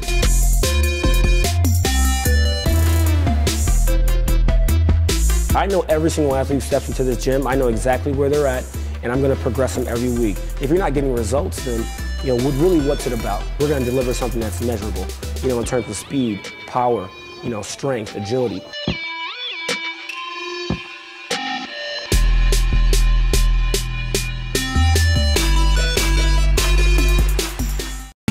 is bringing you the 4th annual IE Salsa Festival. Saturday, May 2nd at Point Park in downtown Riverside. The festival will feature live entertainment, a Latin band, and many artists to be announced. Beer and wine garden brought to you by Dos Equis, Tecate Light, and ESA Gallo. Best salsa in the IE tasting tent. Vendors, Legal Credit Union is on zone.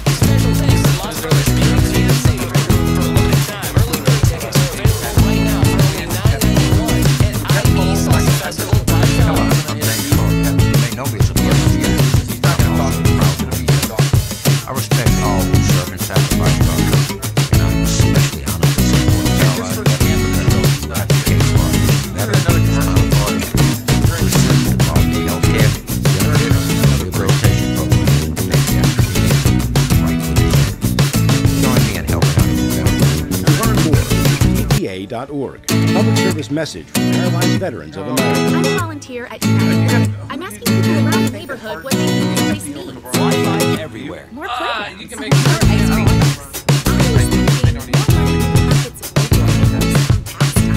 Can I change my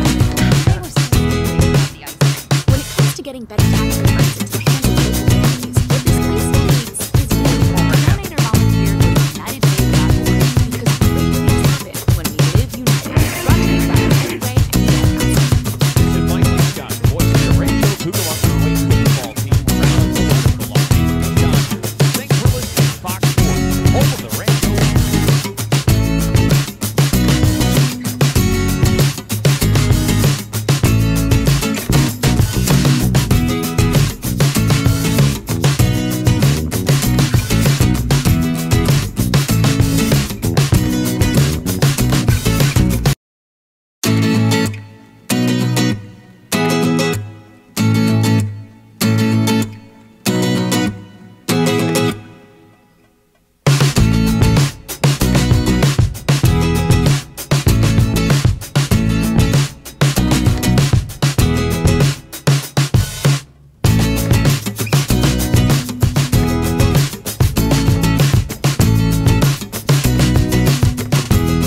We appreciate that as well. We're excited to be calling UCR basketball games next season under your leadership. In a matter of moments, we're going to hear some brief statements from Chancellor Kim Wilcox, the Director of Athletics, Tamika Smith-Jones, and, of course, the man of the hour. We all came to hear from this guy, David Patrick, the new head basketball coach, here for the Highlanders.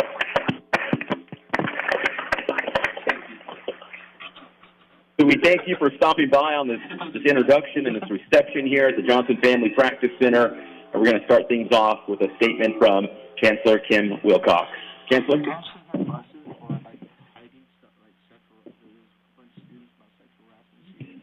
Thanks again. Thanks, everybody. You know, you have to be a little cautious when you get introduced twice with brief remarks. And nobody's here to listen to you. They're here to listen to the coach. So, but I intended to be brief for just those reasons. I'm just excited to be at UCR every day, and a day like today is especially exciting for all of us. This is a chance to think about our future in an exciting way. The sky's the limit. The athletic director interviewed lots of people, met with lots of people, brought a few to come and meet with me. And I can tell you they were an impressive group of individuals. But among that set, one person stood out. And it wasn't just in my eyes, but in the eyes of an awful lot of others. And it wasn't because he knows basketball. That was kind of a given. We weren't going to talk to people who didn't know basketball. It was because he understood our university. He understood who we are and what we want to be. We're a place where we succeed on the basketball court, we succeed in the classroom, and more importantly, we expect every single student who comes to UCR to succeed in life. That's the measure of success that I expect, and more importantly, that's the measure of respect that both the coach and Tamika expect. And that's pretty powerful. And I'm forever grateful that Coach Patrick chose us. I'm sure he had lots of other choices to make in his career, but he chose us as much as we chose him. And I want to thank all of you for coming here to impress upon him how grateful we are to him and his family. So thanks, and thanks, Coach Patrick. Thank you.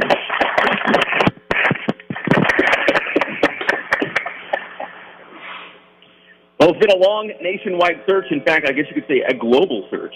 All over the world trying to find the right guy here for the UC Riverside men's basketball team. She put in countless hours to get the right guy. Now coming to the podium, the Director of Athletics, Tamika Smith-Jones.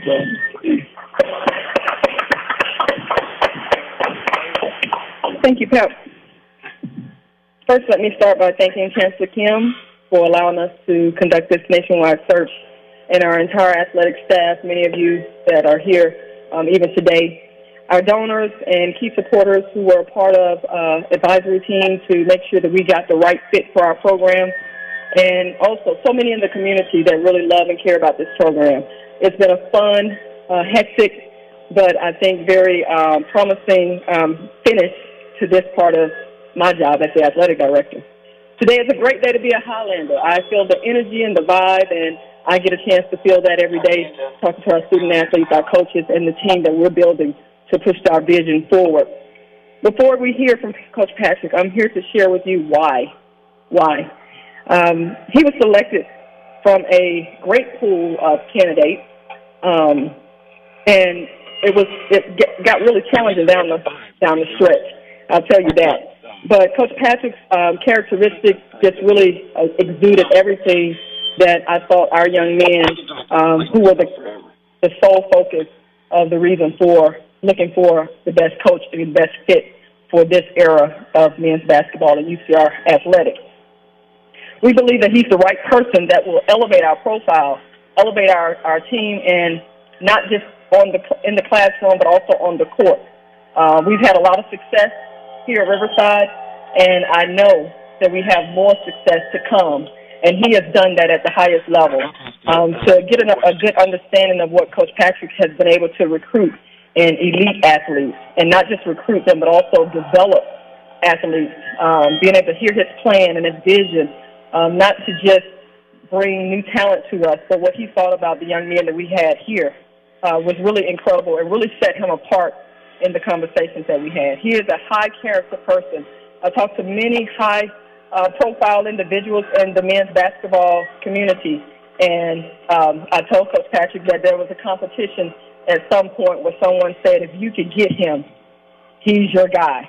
And so, as you see, we got him.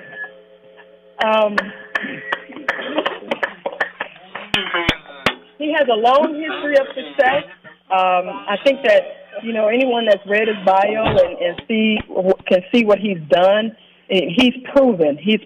And right now in the era of UCR as a university and as a department, as a program, we want to set some standards that are not average but aspirational. And we believe that Coach Patrick will help us get that done with our men's basketball program that will transfer into all of our programs. Coach Patrick understood two primary responsibilities that I hold to all of our coaches, and that is our student athletes will be students first.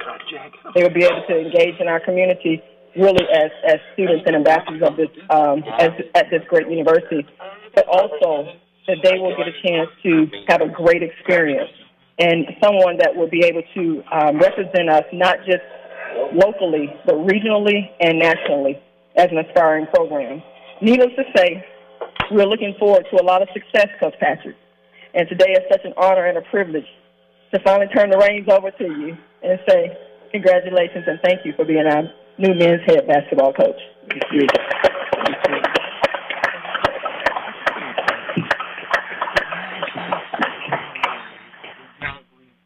Wow. Thank you so much, A.D. Jones. And thank you, Chancellor Wilcox, for allowing me to stand here today. I'm truly blessed and honored to be able to lead your men's basketball program here at UCR, and there's no other place I'd rather be than here. What a great place. When you talk about the academics, when you talk about the success of having the athletic field, this was the right place, the right time for me to be here, and I'm so honored to lead this program. I need to give a couple more thanks before I get started, because I wouldn't be here without these people along the way. To my former coaches, players, teammates, my family and friends that have helped me globally and nationally, thank you. I really need to lean on to my former place of work, Coach Jamie Dixon and TCU in that athletic department. This process went on while we were in the NCAA tournament, but they were gracious enough to let me seek my dream and come and meet with the committee here, and I can't thank them enough for letting me do that. And I wouldn't be here without them and without their guidance. For my team, they're right behind you right there, my new team.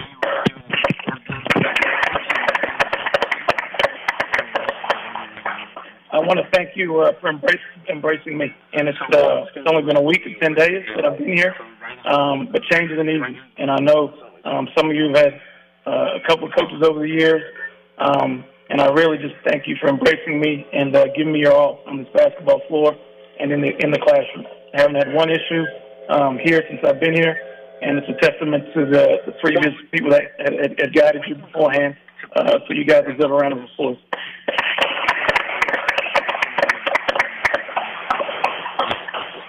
For the donors, the alumni, you guys that are here, the ones that couldn't make it, thank you for your support, and also we'll need your help in the future. I mean, these student athletes, our program, we represent you, and I'm just the one that leads this team, but we're here to represent you.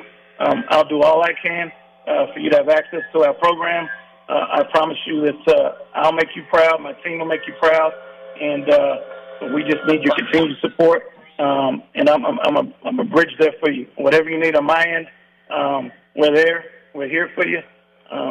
Like I said earlier, I mean, I'm not sure if you want to come here after the loss, but you're always welcome in our practice and to be around our program. We really need your support. So thank you guys for being here today. The community of Riverside, I thank you for being engaging to me and my family everywhere we've been. It's been nothing but gracious and open arms, and it's one of the reasons we came here. I was only here for a day and a half on a visit because we were in the middle of the season, and everywhere we went, from the airport to the hotel, to every restaurant we went in, people were just engaging, and it really sold my wife, my other boss, on coming here more than me. And I take the turn over to her, and I'll be short this time. I thank my wife and my two assistant coaches, my daughters Bailey and Maddie, for supporting me. This isn't an easy job as a coach or as a South Florida coach, but they've been by my side through this journey. And she's one of the reasons I came here. She was sold on not only A.D. Jones, but the campus, the community itself. And family's important to me. This team's my family, and obviously these three of my family and where I raised them is important. And to be somewhere like Riverside, there's no better place I'd rather be. And then lastly, my parents, my mother's watching over me right now, and my father, I just thank them for instilling the person I am today.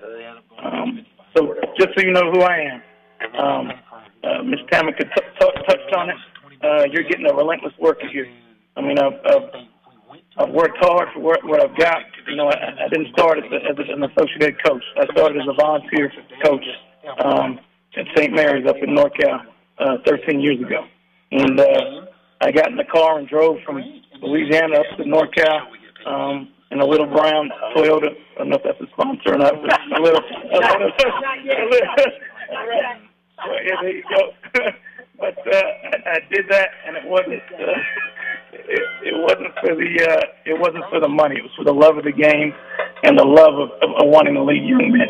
And 13 years later, my wife thought I was crazy to do that, but my kids were born in California in NorCal, and to be able to bring them back here as your head coach at Riverside means nothing more to me.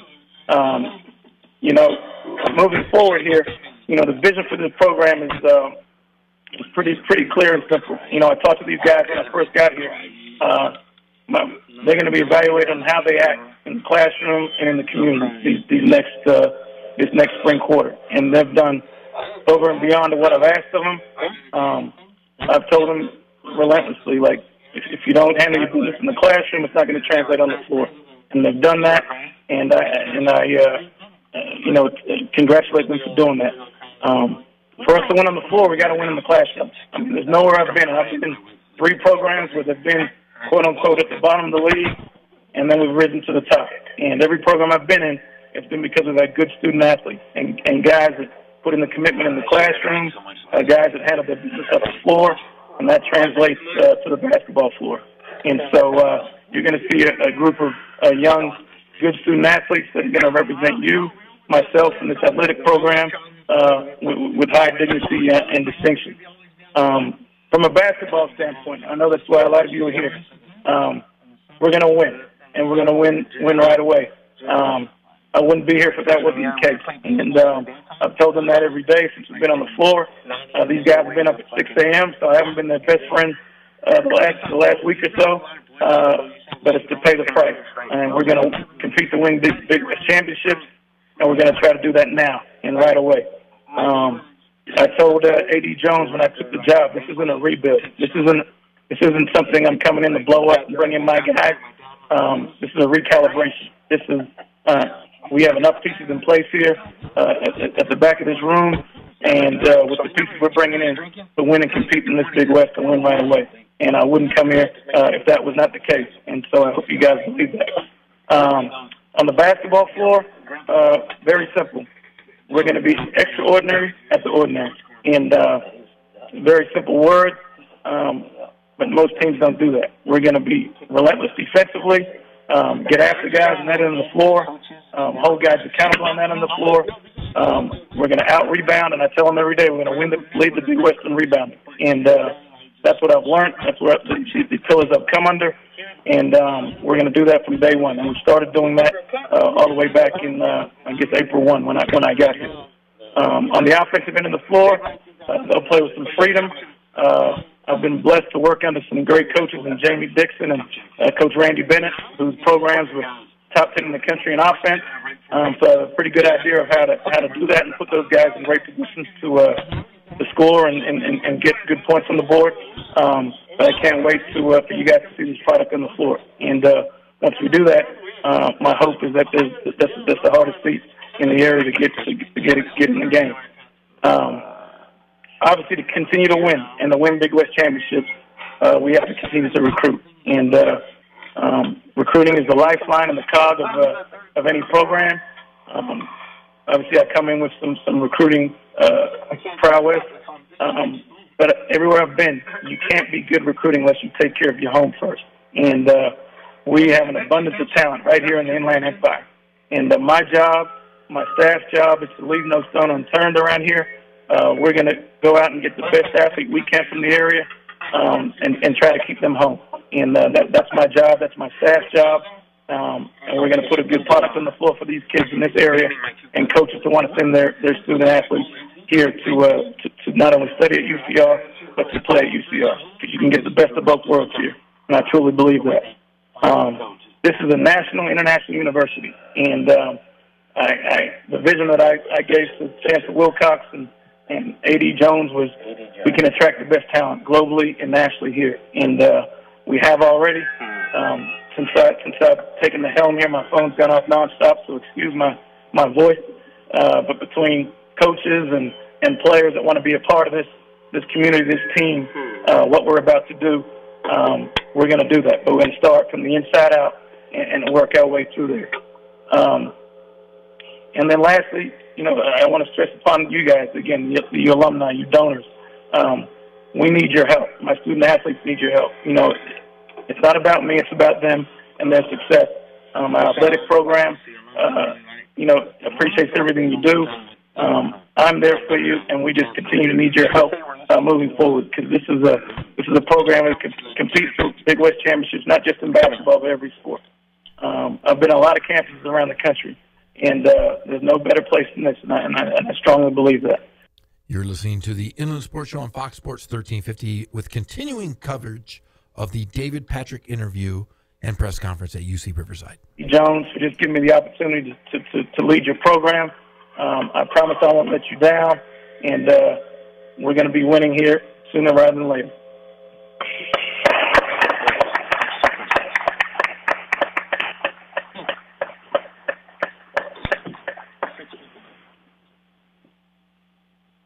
All right, so we're going to do a little Q&A.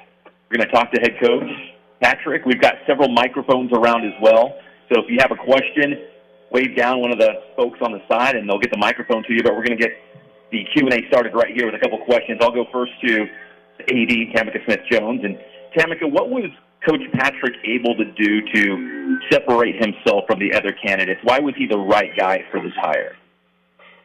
Well, he definitely had proven a lot of areas that I was looking at. One of the things that I pride, just being here at Riverside is the fact that we get to recruit and attract the best. And so being able to have a person that has already been able to prove in their recruitment skills, being able to attract talent that could, be a first-round draft pick versus, going to an institution, I thought that was very important. As former players, you want to be playing with the best. And so that's one of the things that I thought that really separated him from a lot of the candidates. And then the way that he was able to articulate his plan for that success and that recalibration he was talking about was really identical and spot on to what I thought that program looked like. I didn't think that we had a rebuild. I thought we had a lot of good pieces. You've said this before, we were in every game, and it was exciting.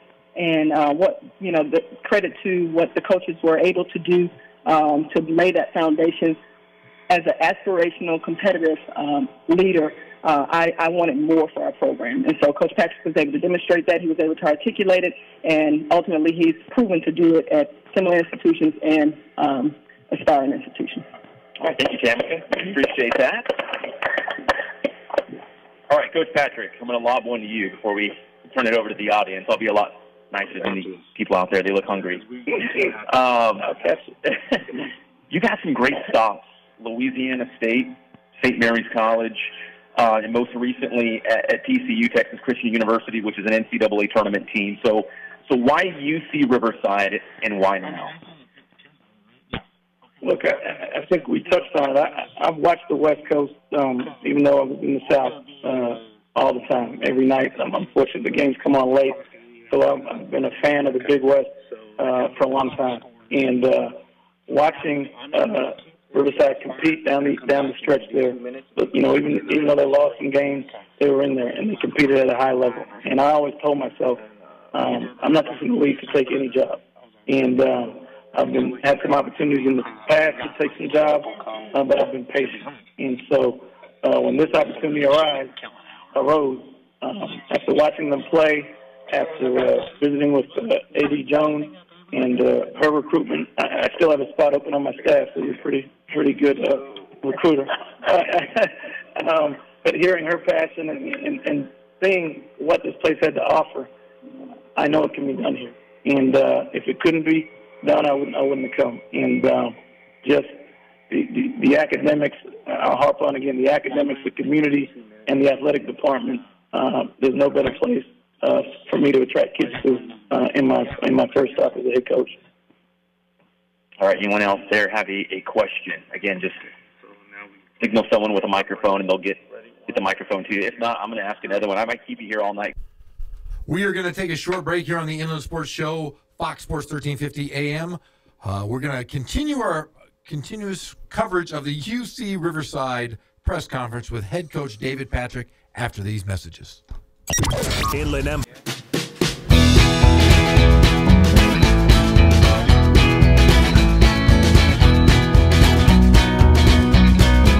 Thank God, first of all. I thank the great people that I've got around me that help support me, the people that work for me. As I started, if it wasn't for the people around me, we probably wouldn't be here right now, but I've got a great staff.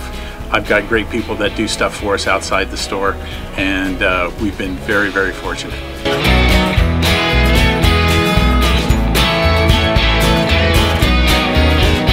Our service is impeccable, and we just keep trying to get better every year. We can do online stuff for your teams, as well as, like I said, the screen printing, the embroidery. We also have 3 women that do extra sewing for us, like tackle tool on uniforms, or the bling or rhinestones for different shirts for the ladies. That's why we have certain racks just for certain schools, and the fun about that is that it turns into other schools that may come in here that aren't as close, that we can do stuff for them as well. We've had very, very good customers throughout the years, and it's just been a blast.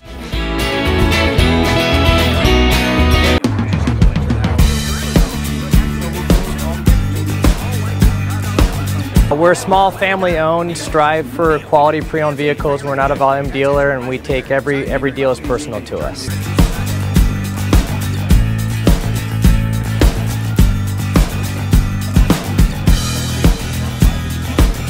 We're a low-stress environment. We're not a pressure sales house. If you want to shop us, you're more than welcome to shop us. We have, like I said, great rates, competitive financing, a lot of one-owner, clean Carfax, clean title vehicles. As you see, we have Carfax everywhere. That's most important to us, to educate our customers before they make a purchase.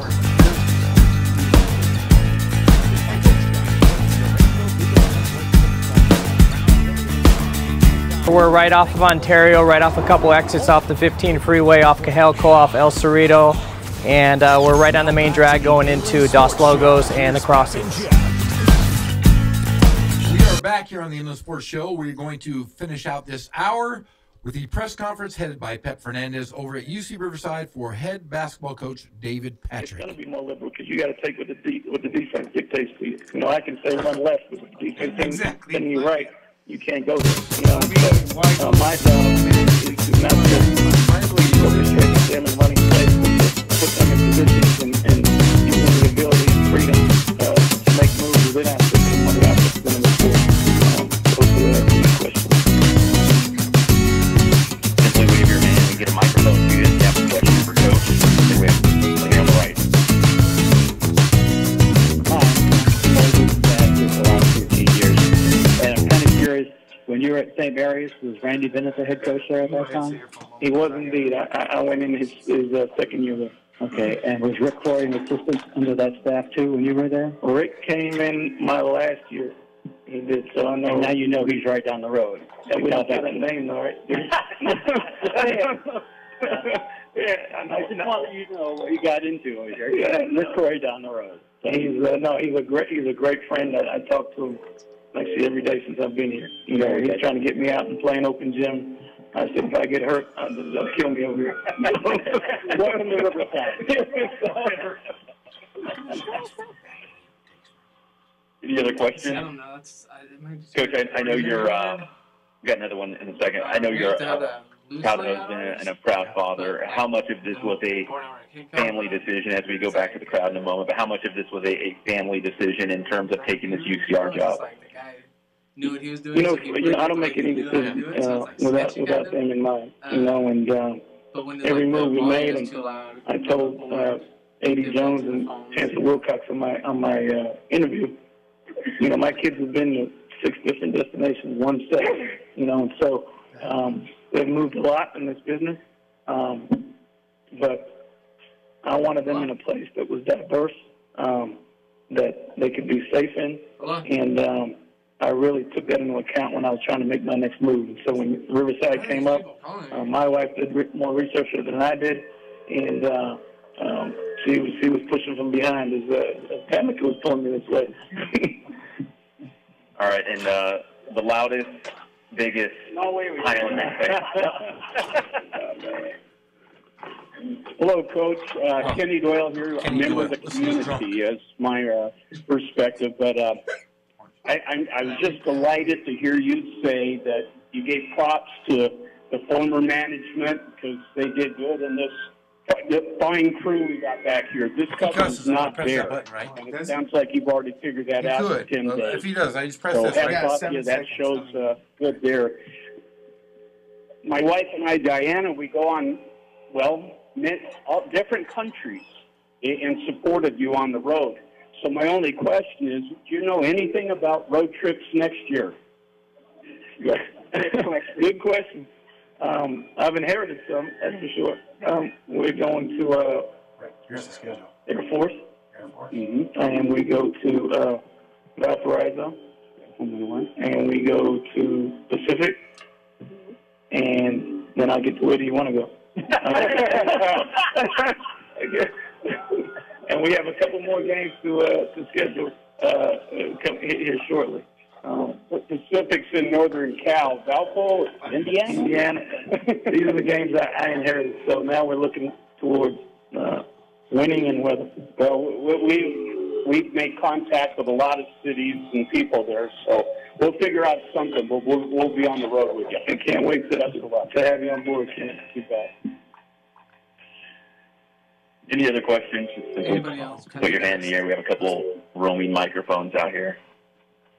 Coach, let's simply do a little name dropping because you've been around a lot of big name coaches, even guys that you coached that went on to the NBA. One of them is your godson, Ben Simmons. So maybe just do a little name dropping for us so we get familiar with your background and some of the coaches and players that you've been around. I'm dropping the names. You can drop Well, Patty Mills, the San Antonio Spurs, the NBA champ, played for me at St. Mary's. Matthew Dellavedova, NBA champ, played for me at St. Mary's. Randy Bennett, who you talked about, won the WCC Coach of the Year 5 times. Jamie Dixon, Big East Coach of the Year, National Coach of the Year, ACC Coach of the Year, is who I've worked under. Ben Simmons, #1 draft pick, probably going to be NBA Rookie of the Year. Keep going. Jarrell Martin. You got more. I got a lot. Jarrell Martin, Memphis Grizzlies, was his first-round pick, first from LSU. Jordan Mickey, Miami Heat, played for me at LSU, was an early second-round pick. Johnny O'Brien, Charlotte Hornets, NBA. But then I have other guys. Josh Gray, first person to ever get his degree from his family. And, he's just as important as those other guys. He just got caught up to the Phoenix Suns 3 weeks ago. But, he's a kid that had a tough background, but he got his degree. Keith Hornsby, son of singer Bruce Hornsby, played for me at LSU, got his degree. Is looking to come on staff with me here, so we're looking at that in the future. I love Bruce Another guy that got his degree, is on to his master's. So I've had a lot of coaches and players that have me sitting here today. One guy that was the hardest for me was a guy named J.P. Piper. He was my first coach that I worked for at Nicholls State, but he was my high school coach when I moved from Australia to come to high school here. And he told me, just get it done. And I'm like, what do you mean? Because I didn't have a car and I'd be late to practice, or, a foreigner trying to find a ride. And he would run me, and, until I couldn't stand up anymore. And then when I was at Nicholls State, we didn't have much of a budget there. And he was like, just get it done. They need to sign before they come here on a visit. They need to sign. There is no visit. And so we just have to figure out how to get stuff done. And I've used that trait that he gave me every stop I've been. Any other questions? If everyone wants to get back to the snacks and the drinks out there. What we're going to do here is we're going to hold up the jersey. So if you're big on Twitter, Instagram, social media, please get a shot of this. We'd love for you guys to share it and be as excited as we are to have Coach Patrick here. So we're going to bring up Coach Patrick, Chancellor Wilcox, Athletic Director Tamika Smith-Jones. They're going to hold up a jersey here. Here we go. 3, 2, 1. And that will wind up the press conference. Our guy Pep is over there emceeing the big shindig at UC Riverside. We got to hear a little bit from new head coach David Patrick, his background at St. Mary's, LSU, and most recently as the associate head coach at TCU under Jamie Dixon. Well, we will come back. We're going to talk sports, local sports. We got some great stories, especially coming from Los Angeles, the Lakers. The great story of Andre Ingram last night made his NBA debut, scored 19 points. We're going to talk about this shortly after the break here on Fox Sports 1350 AM.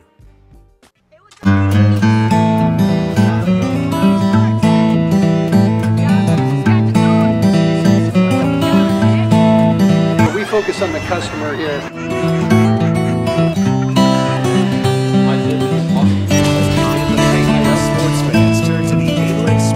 Believe it or not, that is the biggest thing for customers on an oil change. They just want the convenience of coming in, driving in, getting it done, and driving out.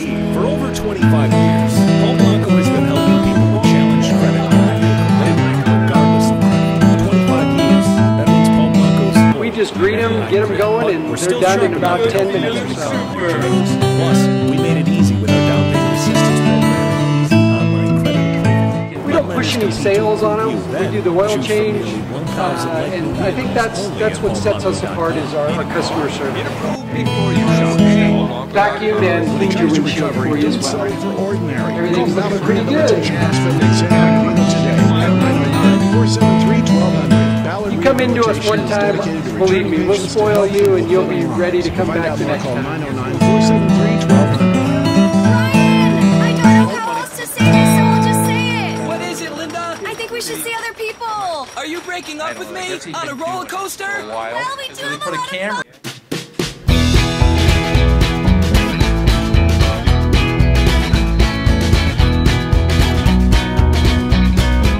Thank God, first of all. I thank the great people that I've got around me that help support me, the people that work for me. As I started, if it wasn't for the people around me, we probably wouldn't be here right now, but I've got a great staff. I've got great people that do stuff for us outside the store, and we've been very, very fortunate.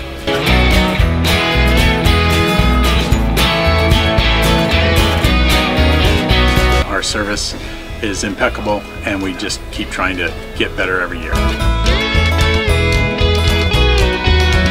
We can do online stuff for your teams, as well as, like I said, the screen printing, the embroidery. We also have 3 women that do extra sewing for us, like tackle tool on uniforms, or the bling or rhinestones for different shirts for the ladies. That's why we have certain racks just for certain schools, and the fun about that is that it turns into other schools that may come in here that aren't as close, that we can do stuff for them as well. We've had very, very good customers throughout the years, and it's just been a blast.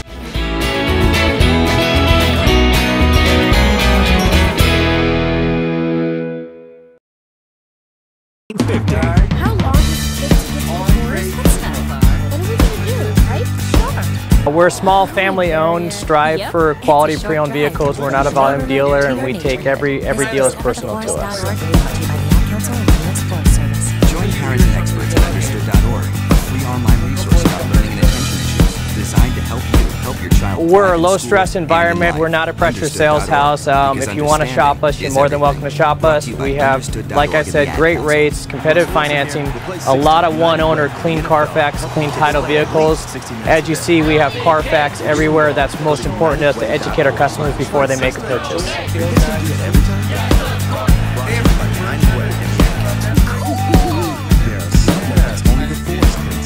We're right off of Ontario, right off a couple exits off the 15 freeway, off Cahelco, off El Cerrito, and we're right on the main drag going into Dos Logos and the crossings.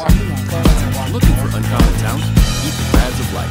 They're not the typical candidates you're used to, but they're exactly. We have great financing. We have great lenders that we're using. We do buy, sell, trade, cash for your car. Whatever we need to do to help accommodate the customer, that's what we're here for. Understanding your finances is a key to a strong financial future. Don't be the one who gets left behind.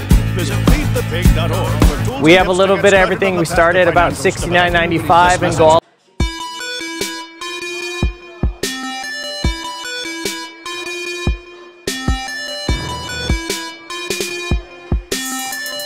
I played once upon a time at Centennial High School. I was actually on the first ever CIF championship team back in 2000, and then my senior year we won it again.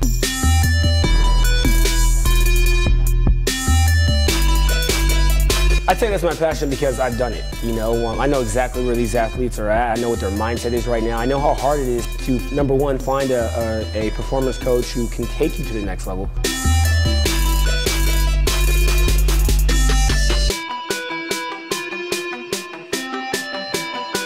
What sets us apart has to be, you know, how we work with our athletes and what we know.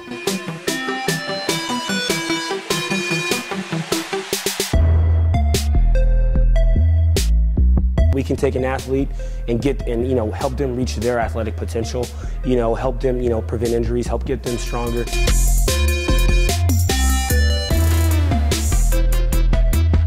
I know every single athlete who steps into this gym. I know exactly where they're at, and I'm going to progress them every week. If you're not getting results, then, you know, really what's it about? We're going to deliver something that's measurable, you know, in terms of speed, power, you know, strength, agility.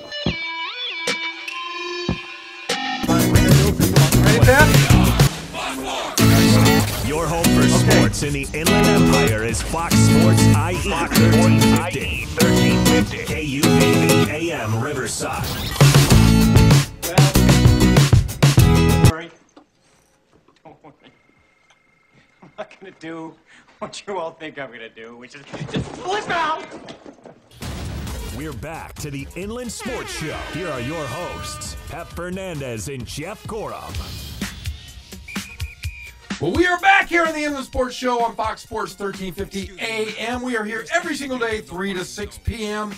We hope that you listen to us because we are fantabulous.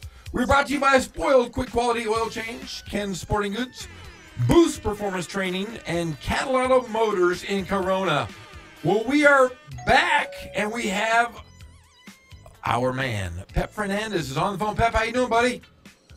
I am great. Hey, Coach David Patrick is going to join us in studio on Friday at 3:30. So mark your calendars for that. So we're bringing in the Fosters. We're going to bring in the didgeridoo, boomerangs, and it's going to be... You know what? Hey, Jeff, you know what he said? And he kind of snuck it in there, and I was listening to this. He said when he moved to the United States in high school, so he did grow up in Australia. He did. I saw. You know, he was born in Bermuda, so he's from the Triangle, as I like to say. So he's hanging out from the Triangle. He was hanging out in the Bermuda Triangle, and then he moved to Australia, and then came here his senior year of high school, and then he played at Syracuse for a year, played in the Final Four. Did you know that? Oh, yeah, I know everything. Like, we're practically BFFs, me and Coach Patrick now. So, yeah, I knew all that. I do like how you name-dropped you and I. You mentioned me in the press conference. I was pretty excited about that. I did. Did you hear that? I did. I did. I was like, yeah. But, hey, what was it like? What was the crowd like? What was the ambiance, the feeling of the room? How was it over there at UCR? I think, they just wanted to hear from him and see him here because he's not a local guy. And there were some local guys who were, interested in this position. And those are the guys that, we've tossed their names around and people are familiar with them. And he's kind of an unknown commodity. But I think the thing that spoke volumes for him before we even had a chance to get to know him was all the places he's been. He's coached at St. Mary's, LSU, TCU, which was in the NCAA tournament this year. He's been a lot of big places, and you heard in the press conference, I mean, he's been on coaching staff with some high-profile, big-time head coaches, and he's coached guys who went on to the NBA. He's been around a lot of great basketball in his career, and he's still a pretty young guy. Yeah, I mean, just his pedigree of coaching, he's with Randy Bennett, St. Mary's. Jamie Dixon, I don't know if you know this, but Jamie Dixon's a local guy. He's an Orange County guy. He went out, he was under Ben Howland's staff, went out to Pittsburgh, had a great career at University of Pittsburgh, and then ended up at TCU. But he also coached with Johnny Jones at LSU, another fine coach. But every place he's been, he's really recruited some big-name guys. He said Patty Mills, Matthew Dellavedova at St. Mary's, and then, of course, as our guy Kono said, he loves Ben Simmons. So what do you call him? The Prince? The Prince. The Prince Ben Simmons. That's his godson. So a pretty nice, well-rounded recruitment. And I believe they just signed a guy out of Australia today, actually. They did. In fact, yeah, it just came down today that they sent a guy out of Australia. Hey, Jeff, I don't know if you caught this in the press conference. I know it's kind of hard. You got different stuff going on in the studio. But something that Coach Patrick mentioned that's probably worth repeating is that he said his godson, Ben Simmons, who's going to be the NBA Rookie of the Year, he lives in Los Angeles. And during the offseason, he wants Ben to come out and work out at UCR. He wants him, that's going to be his place. Well, if he does, I'm going to get my butt in shape because I feel, I'm telling you right now, I feel revived. I think I might come back this year or next year, see if I have another year of eligibility. If Andre Ingram can do it, hell, I can do it, Pep. I'm ready to play again. Listen, if I beat you in a game of horse, you got to call it a career. It's over. Dude, you won't get a letter on me, my friend. I am ready for it. I've been dieting. I've been eating salads and nuts and cheese. I am going to make a comeback. I think Pep will get an HO. He's a hoe. He's not going to be, Oh! Now, Pep, another thing I heard at the very end of the last press conference, since you were doing press conference after press conference, is he said he coached Bruce Hornsby's son. Did you hear that? I did, and he slipped that in there and said that his son would like to possibly get into coaching. So I don't know if it's going to happen this year at UC Riverside, but obviously I wouldn't be surprised if his son somehow ends up on David Patrick's coaching staff at UCR at some point in the future. Yeah, I would love to get Bruce Hornsby in the range in here playing some music. That's from my wheelhouse, my friend. Yeah, that would be so cool. This is what I picked up from the press conference. He loves his family. He loves basketball. He wants the guys to work. And he's well connected. I mean, he knows guys all over the place. So he is a rich man's Jeff Gorham. Yeah, I wouldn't say that, but okay. But yeah, he has no idea what he's in for on Friday when he comes in here. Hey, Jeff, you know who else he knows? Did you guys pick it up in the press conference that he knows Rick Croy at Cal Baptist? Yeah, of course. And he says he's been talking to him every day and wants to get him out to play some pickup games. But see, the thing is, you can't do that. You can't play against your rival in a pickup game, because if Rick Croy, and I know Rick Croy's in better shape than anybody we know. He plays on a daily basis, plays with Doug Gottlieb and Greg Gottlieb, really good friends of mine.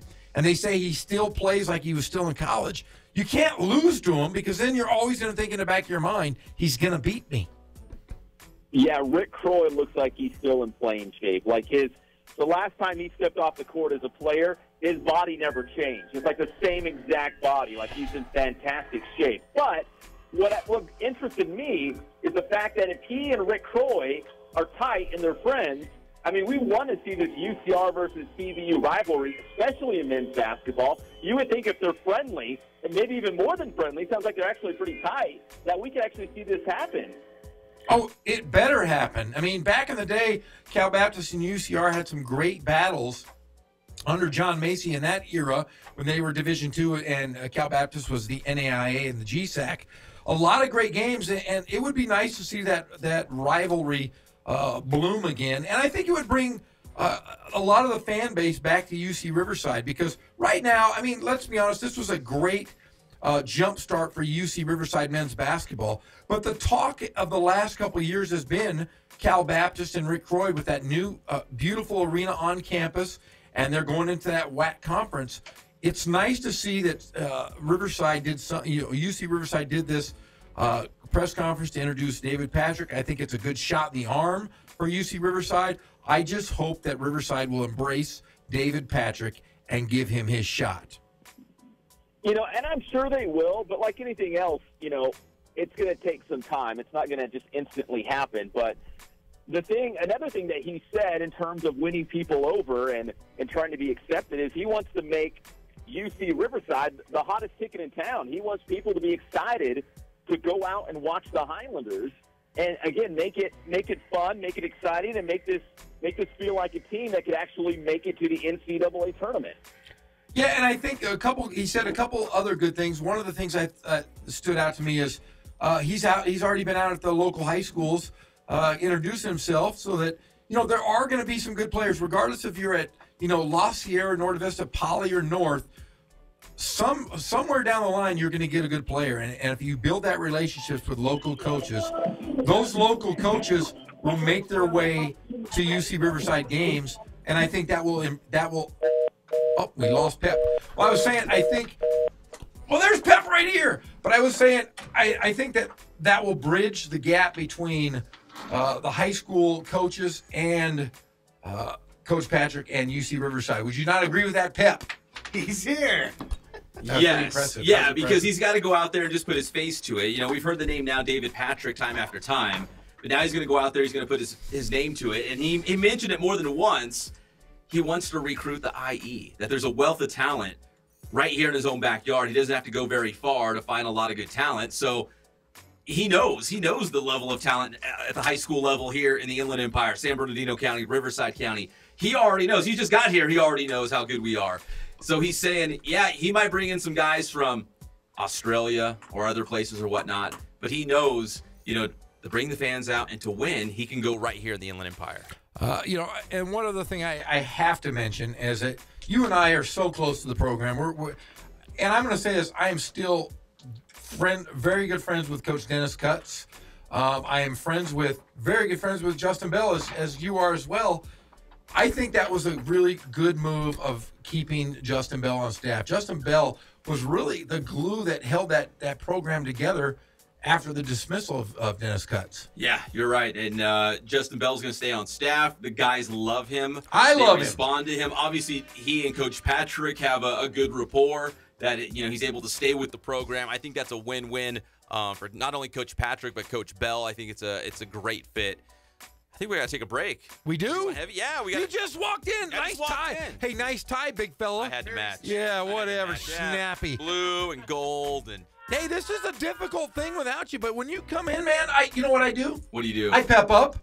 Because you were you were rattled. I was rattled because the production value in here is monstrous, and I couldn't handle it. Now look at me. I'm back to my element. Oh, man, we were talking stickball. I got some other stuff I'm going to argue with you about. I got some stuff I got to talk to you about, I got some things with you, buddy. You're going to be in big trouble. We'll be back. It's the one and only Inland Sports Show on Fox Sports IE 1350 AM. Go join your friends, you winners.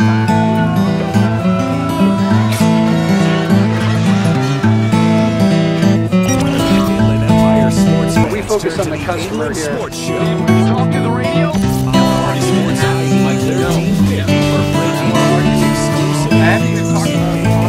Believe it or not, that is the biggest thing for customers on an oil change. They just want the convenience of coming in, driving in, getting it done, and driving out. Confirming entry plus iHeartRadio. Standard data and message rates apply. That's 1 to 200 200. They just read them, get them going, and they're done in about 10 minutes or so. Fox Sports IE 1350. For the first time ever, Billboard is bringing We don't push any sales on them. We do the oil change, and I think that's what sets us apart is our customer service. Parties, business panels, and candid Vacuum and clean your windshield for you as well. Everything's looking pretty good. Cornelio Vega Jr., and many more Billboard Latin music will conclude. You come into us one time, believe me, we'll spoil you, and you'll be ready to come back the next time. BillboardLatinConference.com and reserve your ticket bundle for the conference and award show. Paul Blanco's Good Car Company helps car buyers who've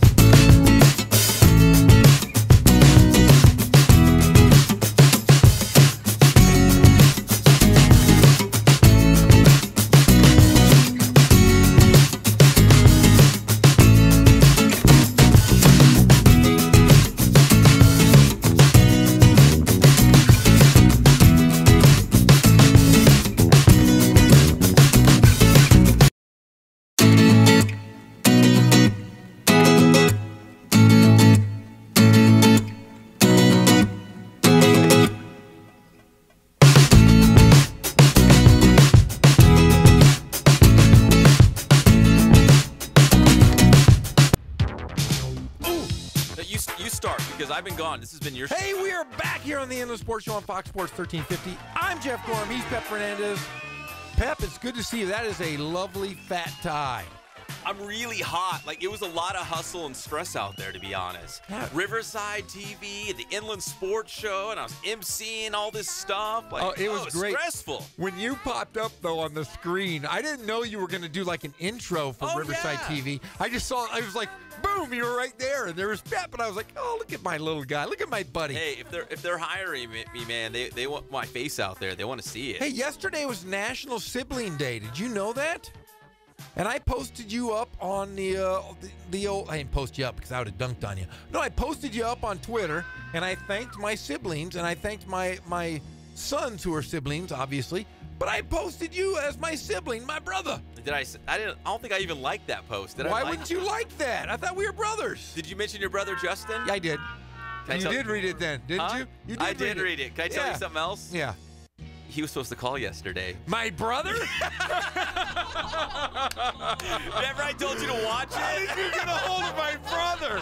Seriously, did you?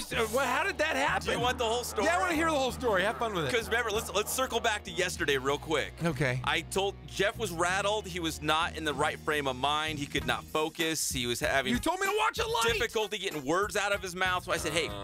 Watch the phone light. If the phone light starts blinking, we have a very important guest. But by the end of the important. By the end of the show, I told you that I was faking you out. I was just telling you that so you could focus. So you're all sporadic. Your head was everywhere. I need you to dial in. And I told you that's why. I was like, no one's calling in. I just need you to focus. Did you talk to him? Yeah, I want to know this. I mean, this is funny stuff. I'll tell you the whole entire story. Yes, this is you want great. the whole story? Yes. I got new tires on my car yesterday. Okay. This is where the story. It's the long story. Kono, sit down. You're might gonna. Okay. This is a long story. This might take 2 segments. No. I was getting new tires on my car. Okay. I walked across the street, went to a little coffee shop, plopped out my laptop, tried to get some work done, produce the show, whatnot. Yes. And I noticed it was National Siblings Day. So naturally, Jeff's like, oh, yeah, my brother, he's kind of a jerk to me. And I'm like, perfect. Perfect. So I look up Justin Gorham, big-time radio star, New Hampshire. Oh, yeah. Nothing came up. Nothing. Not a lick. I told you, it's like public radio. Does he really have a show? Yes. Nothing came up. Like his show does not exist. I know. It's really bad. It's poorly produced, and He is Greg on his own thing. Yeah, it's nothing like this. He's the Greg and the Jeff? Yes. So I took it a step further. Because, again, it takes, 2-3 hours to get new tires if you're busy? Yeah. So I was taking my time. So I found out he's the head basketball coach at West Manchester High School, right? Yes. So I went to the West Manchester High School website and found Coach Gorham. Lo and behold, he had an email address on the website. So did he? But here's my thing: is I can never get a hold of the guy. I can't. I'll call him after the show. I call him every day. Sometimes he answers, sometimes he doesn't. Did he answer you through email? Yeah, he answered me. What did he say? His answer was very vague and uncommittal. He said, oh, that sounds like fun. I have something tonight. Maybe I can step away and call you. That son of a bitch. Is that a real Justin Gorham move? That's a Justin Gorham move. He's hoity-toity. You know what I want to tell him? Do you know who you're talking to? This is Pep Fernandez. Don't blow me off. Son of, you know what? That's why you're my sibling. He is not. So I kept looking at the thing. And I was telling you there's nobody calling. He didn't call. But I was watching because I knew. On Siblings Day. I knew. That's disappointing. Do you love that? I'm telling you, everybody that knows my brother who listens, a lot of the people who listen to the show, my brother can be somewhat of a hoity-toity jackass. And I'm a little disappointed that he didn't call in. I don't think he knew who he was emailing with. What a ding-dong. This is the Inland Sports Show. Yeah, and then he tells my parents, oh, yeah, how's this little radio show going on? Whoa. Hold on. Yeah. Hold on. I Googled him. He's nowhere to be found, but he has one. But it's like public access radio. I don't believe it. We're going to get him on. Nothing came up. Yeah. I searched Chris Carpenter, New Hampshire Radio. Nothing. Justin Gorham, New Hampshire Radio. Nothing. Bedford, New Hampshire Radio. Nothing. Yeah, it's a 1-hour gig, and it's probably done in his garage. Nothing. Yeah, he's a real piece. Well, yeah, he won't even call. Even on That's why I was looking at the line. I said, Jeff, If that light blinks, we got to go straight to the phone line. That's disappointing. And then at the end of the show, I told you, no, there's nobody there. And it was just... I probably would have cried. I might have cried yesterday. Yeah, but now it was him. It's funny you bring that up. Hey, did you know it was National Sibling Day? Because I was thinking about you, my brother. No, I knew it was. I was trying to get your biological brother to call in as I was getting tires on my car. Yeah, he called in one other time, and he was big time. Yeah. He's that guy. Maybe I can step away and call your little show for a couple minutes. Yeah, what a ding-dong. What are you talking about? It was the Inland Sports Show, man. Fox Sports. The only weekday show in the Inland Empire. Like, we're the source for all news in the IE. And he's like, maybe I'll step away. I'm pretty busy. We have Mark Eaton on the show Friday. We do? Mark Eaton is going to be on the show. And we got Seth Greenberg's going to be on next week. He got approval. Wait, so Friday we're going to have... We're going to have David Patrick, Mark Eaton. Oh, and hopefully the girl from The Voice. And don't we have CBU water polo? Tomorrow. Are they going to come in wearing their little funny hats? Caps. Caps. Yeah, if you want to. I want them to wear the ones over their ears. That's what I want to see. Yeah, and maybe the goggles, too. Googles. I love Googles. But yeah, well, that was very nice of you. What a jerk of my brother. Yeah. But I thought of you. I thought of you, my friend. I thought of you, too. I was trying to bring you a real great National Siblings Day gift. That would have been nice, but... Yeah, he didn't even email me back. Brother. No. Yeah. I even emailed him during the show because I told him a specific time, and that time passed, and I was like, whatever. So I emailed him again and said, hey, it's not too late. If you can still do it, call. He didn't. No, your little show, Nye. Yeah, I'm not asking my mom.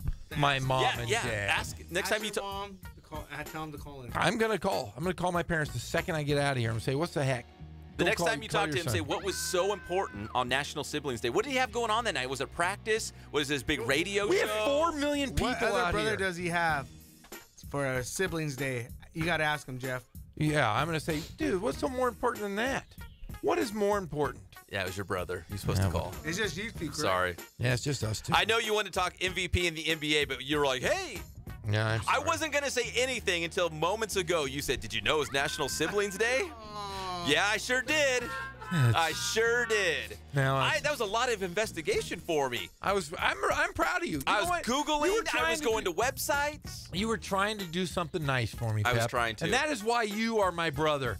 I love you, Your Pep real Fernandez. brother, your blood just could not come through. I'm curious, though, what was so important last night? He couldn't even step away to call for a couple minutes. I know, both his kids are in college and stuff. It's not like he's doing anything. Nothing. What do you think he was doing, Jeff? Probably drinking heavily, probably hanging out in a bar in New Hampshire going, oh, my kids are in college. Oh, I'm so sad. My radio show sucks compared to Oh, my show's terrible. I have to work the board. I don't even know what to do. Nothing came up. Not even one little thing. You know what you need to do? Email the ratings and show them what you're doing. I'm going to show them. I'm going to show them those old Nielsen's. I'll say, where's your Nielsen's? We have 4 million people out here listening to us. What do you got? Every single day for 3 hours. Yes. But thank you, Pep. That's really nice of you. Who's your MVP? My MVP is LeBron James. No. And I'll tell you why. Best player on the best team is James Harden. Okay, let me break this down for you since I had a little time today to think about this. Let us talk about this. We got 4 minutes. 4 minutes. LeBron James. How many games has James Harden played this year? James Harden? Yes. 71. I'm going to tell you. That's what I was going to say. 81 for LeBron James. He's going to play 82. So LeBron's played in like every single game. Yes. This season. Okay. Okay, you take James Harden off of that out of that lineup. And they're bad. They're bad. You take LeBron James out of that lineup. They're awful. Awful. Who's better without their which team is better without their superstar? Houston. Okay, there you go. Okay, how many points? Is that a trick question? Okay, how many points on the year does LeBron James have over James Harden? I'm going to say he's averaging 27, 28. Okay, here's the deal. I'm going to tell you right now. Okay. 2,241 versus 2,170. LeBron James. Rebounds. You think James Harden has more rebounds? No, LeBron does. He has double. 704 to 365. Assists. Does James Harden have more assists? Yes. No! 745 to 620, LeBron James. Field goal percentage. Who's is better? James Harden, for sure. No! James Harden shoots 45%. LeBron James, 54.3%. Three-point percentage. Who's a better three-point shooter, Pep? James Harden. You are wrong again. 36.6 for James Harden, 36.9 for LeBron James. How many minutes has James Harden logged this year? Not as many as LeBron. LeBron has 3,015 minutes compared to a measly 2,520 for James Harden. And the games played 81-71. And how many triple-doubles does old James Harden have this year? 3. 4. Do you know how many LeBron James has? 7. 18. 18. And I'm going to tell you this. I am not a LeBron James fan. But if I'm looking at the numbers, and that's what we're looking at, you take him off of their respective teams, LeBron James is the most valuable player in the NBA. But here's the deal. If the Rockets were worse, James Harden's numbers would be better. Because he doesn't have to do as much as LeBron. If the Rockets were a bad team, James Harden would be averaging like 35 points, 6 assists, 7 rebounds. I disagree vehemently. CP3, Capella, they have guys all over that court. LeBron James has nobody. Nobody. Guess what their record was last year? Who? The Cleveland Cavaliers. They went to their he played 8 straight world championship. He's been in the championship 8 straight times. Guess what? They have the exact same record they had last year. They do? The exact same record. LeBron James is your MVP. Ben Simmons is not your Rookie of the Year either. He is not the Rookie of the Year. Donovan Mitchell? I think it's Donovan Mitchell. You take Donovan Mitchell off of that team and you take Ben Simmons off of that team. Are you going to tell David Patrick that? That's his godson. I'm going to tell him right away because guess what? He's not a rookie. He was collecting paychecks last year. Was old but he didn't play. But was he collecting paychecks? He was in the NBA. He was a professional player. My man, Donovan Mitchell, was not. Your man? My man, Donovan Mitchell. Do you know where he played college basketball? I have no idea. Oh, he was a Louisville guy. Did Louisville? You know that? No. I didn't know that either. I looked him up today. He is my Rookie of the Year. Ben Simmons is not the Rookie of the Year. I don't care. There's no Joel Embiid on that team. You have, what's the French guy who plays for Utah? Rudy Gobert. Yeah, you have Rudy Gobert. Or you have a 7 or 6'11" point guard. Yeah, I'm sorry. I'm going to go with the little guy, Donovan Mitchell. My Rookie of the Year. Well, he's littler than 6'11", that's for sure. And that's my Rookie of the Year, my MVP. And that is how I see it. All right, when we come back, we're going to talk Major League Baseball and a little more NBA. We'll be back. It's the one and only Inland Sports Show on Fox Sports IE, 1350 AM.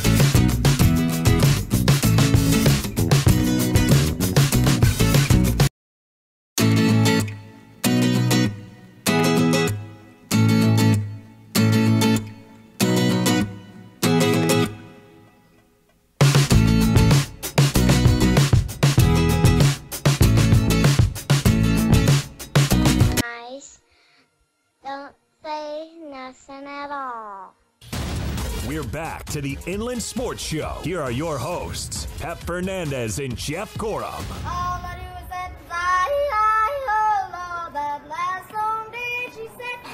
That's my guy. That's the yodeling kid at Walmart. You know why I bring him up, Jeff? Welcome back to the Inland Sports Show. You know why I bring him up? No! Wow. So last night, I'm like, the yodeling kid's trending on Twitter at Dodger Stadium. Your boy Kike Hernandez, that's his walk-up music now. No. So you hear the public address announcer go, now batting, Kike Hernandez. And you hear the little yodeling kid, and the crowd goes nuts. They liked it, huh? They loved this kid. See, I told you what I would do. I would do Sound of Music, all the Sound of Music tunes. Doe, a deer, a People just laugh at you. This kid's cool, though. He's not cool. No, he's super cool. Whoa. Did he say he's cool? Yeah, he is. Kono, he just said he's cool. He's not cool. Yeah, Kono says he's cool. He's not either. Get out of here.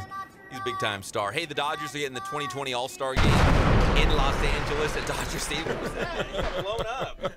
Blew up the old yodeler. Man. Not cool, He's Pep. gone. Not cool. Today, they had the big press conference to announce officially that's coming to Los Angeles in 2020, the first time in 40 years.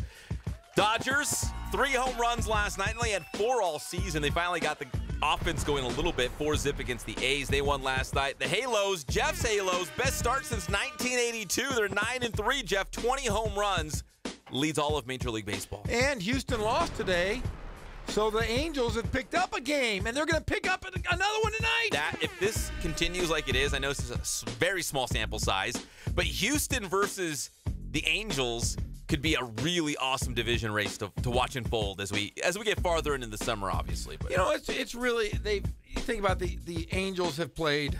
I think they've played Oakland twice. So it's they haven't played anybody yet. Shohei's 2-0. He beat the A's twice. Did you see Shohei got an at bat last night? He did? He's in the lineup today too. He was in the lineup He's today. DHing. They used him as a pinch hitter last night. Didn't get the home run in his 4th at bat, but I don't really consider he's not getting the full at bats that he's going to get tonight. But I expect a home run as well. They're in Texas. He might already have an at-bat or getting set to take the plate. Let's take a look. Speaking of, Matt Davidson, hashtag Yucktown, the pride of Yucaipa High School, just hit his 5th home run of the season. The White Sox picking up an afternoon victory against Tampa Bay today by a score of 2-1, and it was Matt Davidson's home run in the 8th inning that was the game winner. So Matt Davidson, hashtag Yucktown from Yucaipa, having a great season. 5 home runs already. That's almost as many as the Dodgers as a team. Well, I'll tell you what, Shohei Ohtani gets his first start against a lefty tonight. Went deep. Matt Moore, he lines out a 2-out RBI single to left field at his first at bat. He continues to show the disciplined approach to the plate. To show, baby. Pun intended. Yeah, there you go. But yeah, that's what he didn't get a home run, but it's just still early, buddy. Still early. As the Angels, as I'm trying to get a score here, beep, beep, boop. They are leading 2-0, bottom of the 2nd. They're always leading. Every time we check the scores, like Angels up, they score a lot of runs, a lot of hits and homers. A lot of hits and homers. Remember the Rangers, they had such a hard time beating the Rangers the past probably 3 or 4 years. They've been the nemesis. Seattle's been their nemesis. These are teams they have to beat. They can't lose these series. They've won every series so far they've played. And so far in Arlington, Texas, looks like they could go out and win another series if they win tonight. That's key. Winning series. Win the day. Win the day. Win the day. Speaking of day, we had a morning game out at San Manuel Stadium, the 66ers. Yeah, we had it was the field trip day. Yeah, so what were they calling it? Like STEM day, like science day? So they used baseball to educate the kids on math, science, different things like that. You know what STEM stands for? They used the game. Science, technology, engineering, and math. They didn't have STEM when I was in school. No, they didn't have anything. That's new.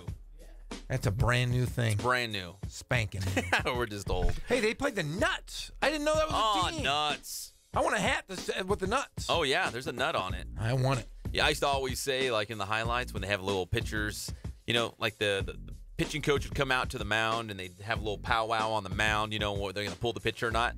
I'd say, what did I say?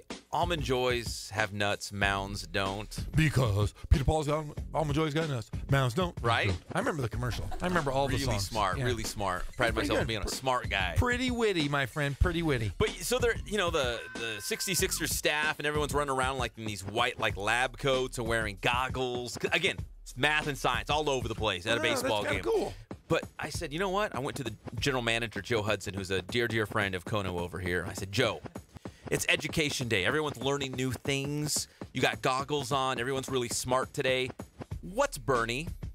Right? Yes. Because, what's Bernie? And he laughed and said the best answer I could give you is he's a mythical creature. If you've ever been out to a game, you know what I mean. Bernie is somewhere between Elmo. I thought you said what's burning. Bernie.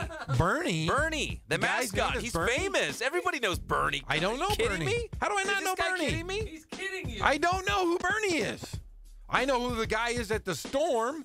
What? Who's that? I don't know. The big, it's like a big floppy dog. He goes to my son's T-ball games. Yeah. He walks around. And then the Quakes, they have Trimmer.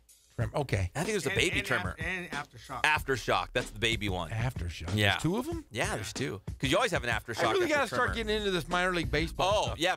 Bernie's big time. I can't believe you don't know him. I don't. But since it was Education Day, I felt it was my opportunity. I wouldn't normally do that, but since everyone's being smart and wearing goggles and lab jackets, I went for it. So it's not what's burning, it's what's burning. It's Bernie. What is Bernie? I just told you, he's a mythical creature fake guy. Like, I thought you were talking about a phoenix. I thought you were going to say something you find on 5th Street in San Bernardino. That's what Bernie is. Oh, hey. I thought, seriously, you said mythical creature is burning. I thought you were going to say a phoenix. And I was like, what? Why was there a phoenix out there at the 60s? What are you talking about? I don't know, but you lost me. I thought you said burning. You say funny things. You say crick. You say milk. You say roof. Up on the roof. I think it's and officially your burning. mind is fried today. It is. It's been a long day. It's been a long day. You know what? Honestly, I think we did pretty good to weave that press conference at UCR in and out of the entire show. Like, that's difficult. I mean, that's big time radio. Tell your brother, I don't know what he does in his little Bedford, New Hampshire radio he thing. He does nothing. But out here in the IE, we hold it down for real. He didn't even know it was National Sibling Day. I'm a dummy. Yeah, he is a dummy. Big dummy. He's never going to be on the show. I don't think he knows who Pep Fernandez is. I don't think he does concerned. either. Like, he just wouldn't even email me back. You're a big deal. I'm a really big deal. And he wouldn't even email me. I think Johnny needs to call his uncle and explain to him who Pep Fernandez is. Yeah. That's exactly what Fast Johnny will let him know. Fast Johnny will say, how do you not know who Pep Fernandez is? Exactly. A jerk. Silly. All right, we come back here on the Inland Sports Show, Fox Sports IE. We're going to wrap things up. Hey, maybe we'll patch into Cullen's live softball game. Should we do it? Yes, we should. Text him right now. Say we need a shutout. Tell him we're going into a break, but we need a shout out live on the CBU softball broadcast. I'm mad at that guy. We'll be back. It's the one and only Inland Sports Show on Fox Sports IE 1350 AM.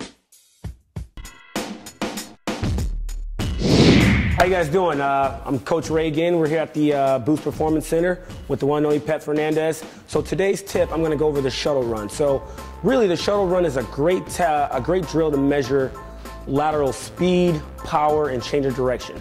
So we're going to go over that today, and it's a drill that can benefit really, again, any type of field sport, whether you're a basketball player, football, volleyball, soccer. If you got to change directions, you got to be quick. Shuttle runs for you. Okay, so Jacob's going to demonstrate the shuttle run here. We're going to start off with the stance. So he's going to have his feet about hip width. Now, this is really important because a lot of times you get guys who will try to shift their stance. You got to split the line evenly, and you want to make sure your toes are forward. You want to make sure your feet are right underneath your hips, all right? So he's going to have his feet forward and underneath their hips. All right, now, when I say set, he's going to drop down very quickly. Whatever hand is down is the direction that you have to go. So he's going to go to his left first, so he's got to have his left hand down. Now, his right hand is going to be right here. All right, it's going to be right in front of his body. His elbow's going to be flexed. Hand's going to be right under his chin. All right. So when I say he's going to drop down really fast, all right, he's going to put his hand down, left hand down on top of the line, right hand underneath his chin. Ready, set. All right, relax. All right, so that's the stance there. We don't want to hold the stance any longer than about 3 seconds. All right. So we want to be in and out. All right, now let's talk about the first touch. Once he leaves, all right, his first movement, that timer is going to start. He's going to give me a nice lateral run coming out. So he's not going to turn his head and turn his body to run. He's going to lateral run coming out. And then we make our first touch. he's going to do what's called a wedge cut. It's a double foot cut, and he's going to touch right outside of his feet here. So he's going to touch the line with his left hands. He's going to do a wedge cut, a double foot cut. He's going to have a nice angle at the shins. He's going to touch right outside of the foot. So now I'm heading back in the direction I want to go. All right, that angle is really important. So we're getting a nice wedge cut here, left hand touch. We'll wedge cut it here with the right, and then we'll sprint through for the finish. 5, 10, 5. Here we go. You ready, Jacob? So he's going to go on me. Set. Go. Get back. Finish right in the middle. Good, right there. Now, typically, you want to finish with your head down. All right, you want to maintain that forward lean. There you have it. Shuttle run.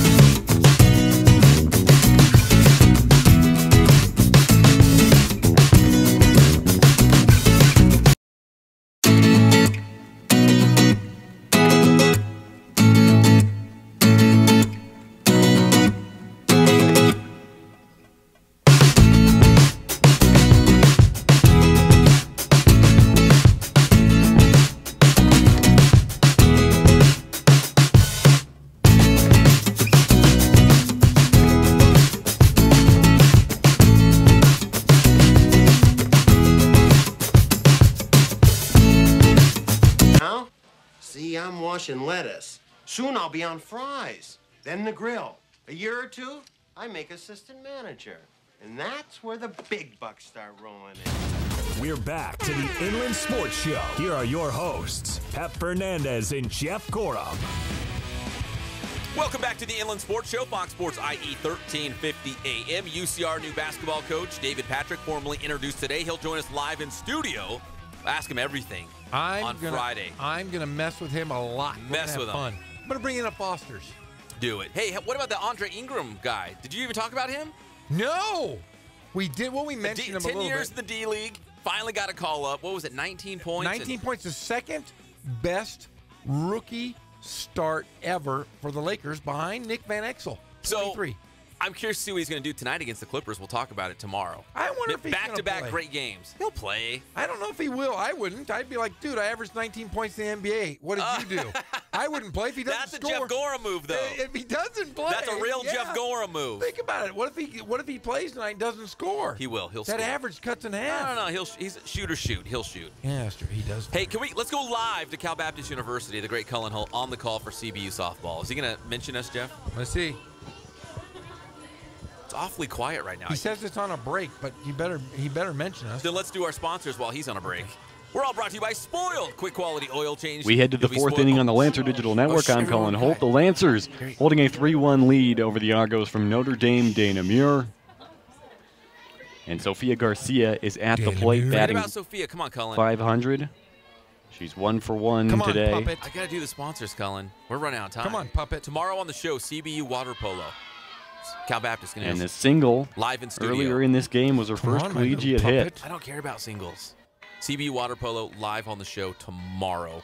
Quakes baseball coming up, 6:55 pregame show live from Stockton, the Port City. That one is fouled off. Cullen, did you get your text, Jeff? I don't Rolling think you down got your the text. first base chalk I said you were line. on right now. Hurry. Broadcasting 0-2 etiquette. now. Stop what you're doing if Jeff or I text you. I said now or we will kill you. Well, okay. Well, you got right to the point, didn't you? Yeah, let's see. We're making fun of you. And that one's a soft grounder right up the middle. Stapp will come up and make the play on it. Throws out to Subia. Toe time's running out, man. I'm getting nervous now. Shout out to the Inland Sports Show, picking up our feed. Thanks, Puppet. Checking in on Lancer softball on Fox Sports 1350. Yeah, all right. That's Cullen Holt, live on the call CBU. It's brought to you by Spoiled. Quick quality oil change will be spoiled by great customer service and low prices. It's in the name, Spoiled. Ken Sporting Goods, more than 40 years in the Inland Empire, bringing you all of your sporting gear needs and Letterman's jackets and team sales. They do it all at Ken's Sporting Goods. Check them out. Boost Performance Training with Coach Ray Bass out there in Corona, from golf, lacrosse, baseball, football, everything in between. He'll train you up faster, stronger, bigger, all the good stuff. Boost Performance Training. Follow them on Instagram and Twitter. And Catalano Motors in Corona off of Temescal Canyon Road. There's only one Catalano Motors. There's no pressure, no headache. Smooth, easy car shopping experience. You will not regret it. That's CatalanoCars.com. Catalano Motors in Corona off of Temescal Canyon Road. Well, Jeff, it's been a wonderful show. I just popped in. It's good to see you. Good to see you, buddy. Yeah. Thank you for the national sibling shout out. My brother, I love you. Your brother dropped the ball. No. I was talking about you, my friend. Oh! Happy National Sibling Day. Belated those yesterday. Yes. Tomorrow, CBU Water Polo. Quakes coming up at 6:55. We'll see you tomorrow, 3 o'clock. It's the one and only Inland Sports Show on Fox Sports IE 1350 AM. In case I don't see ya.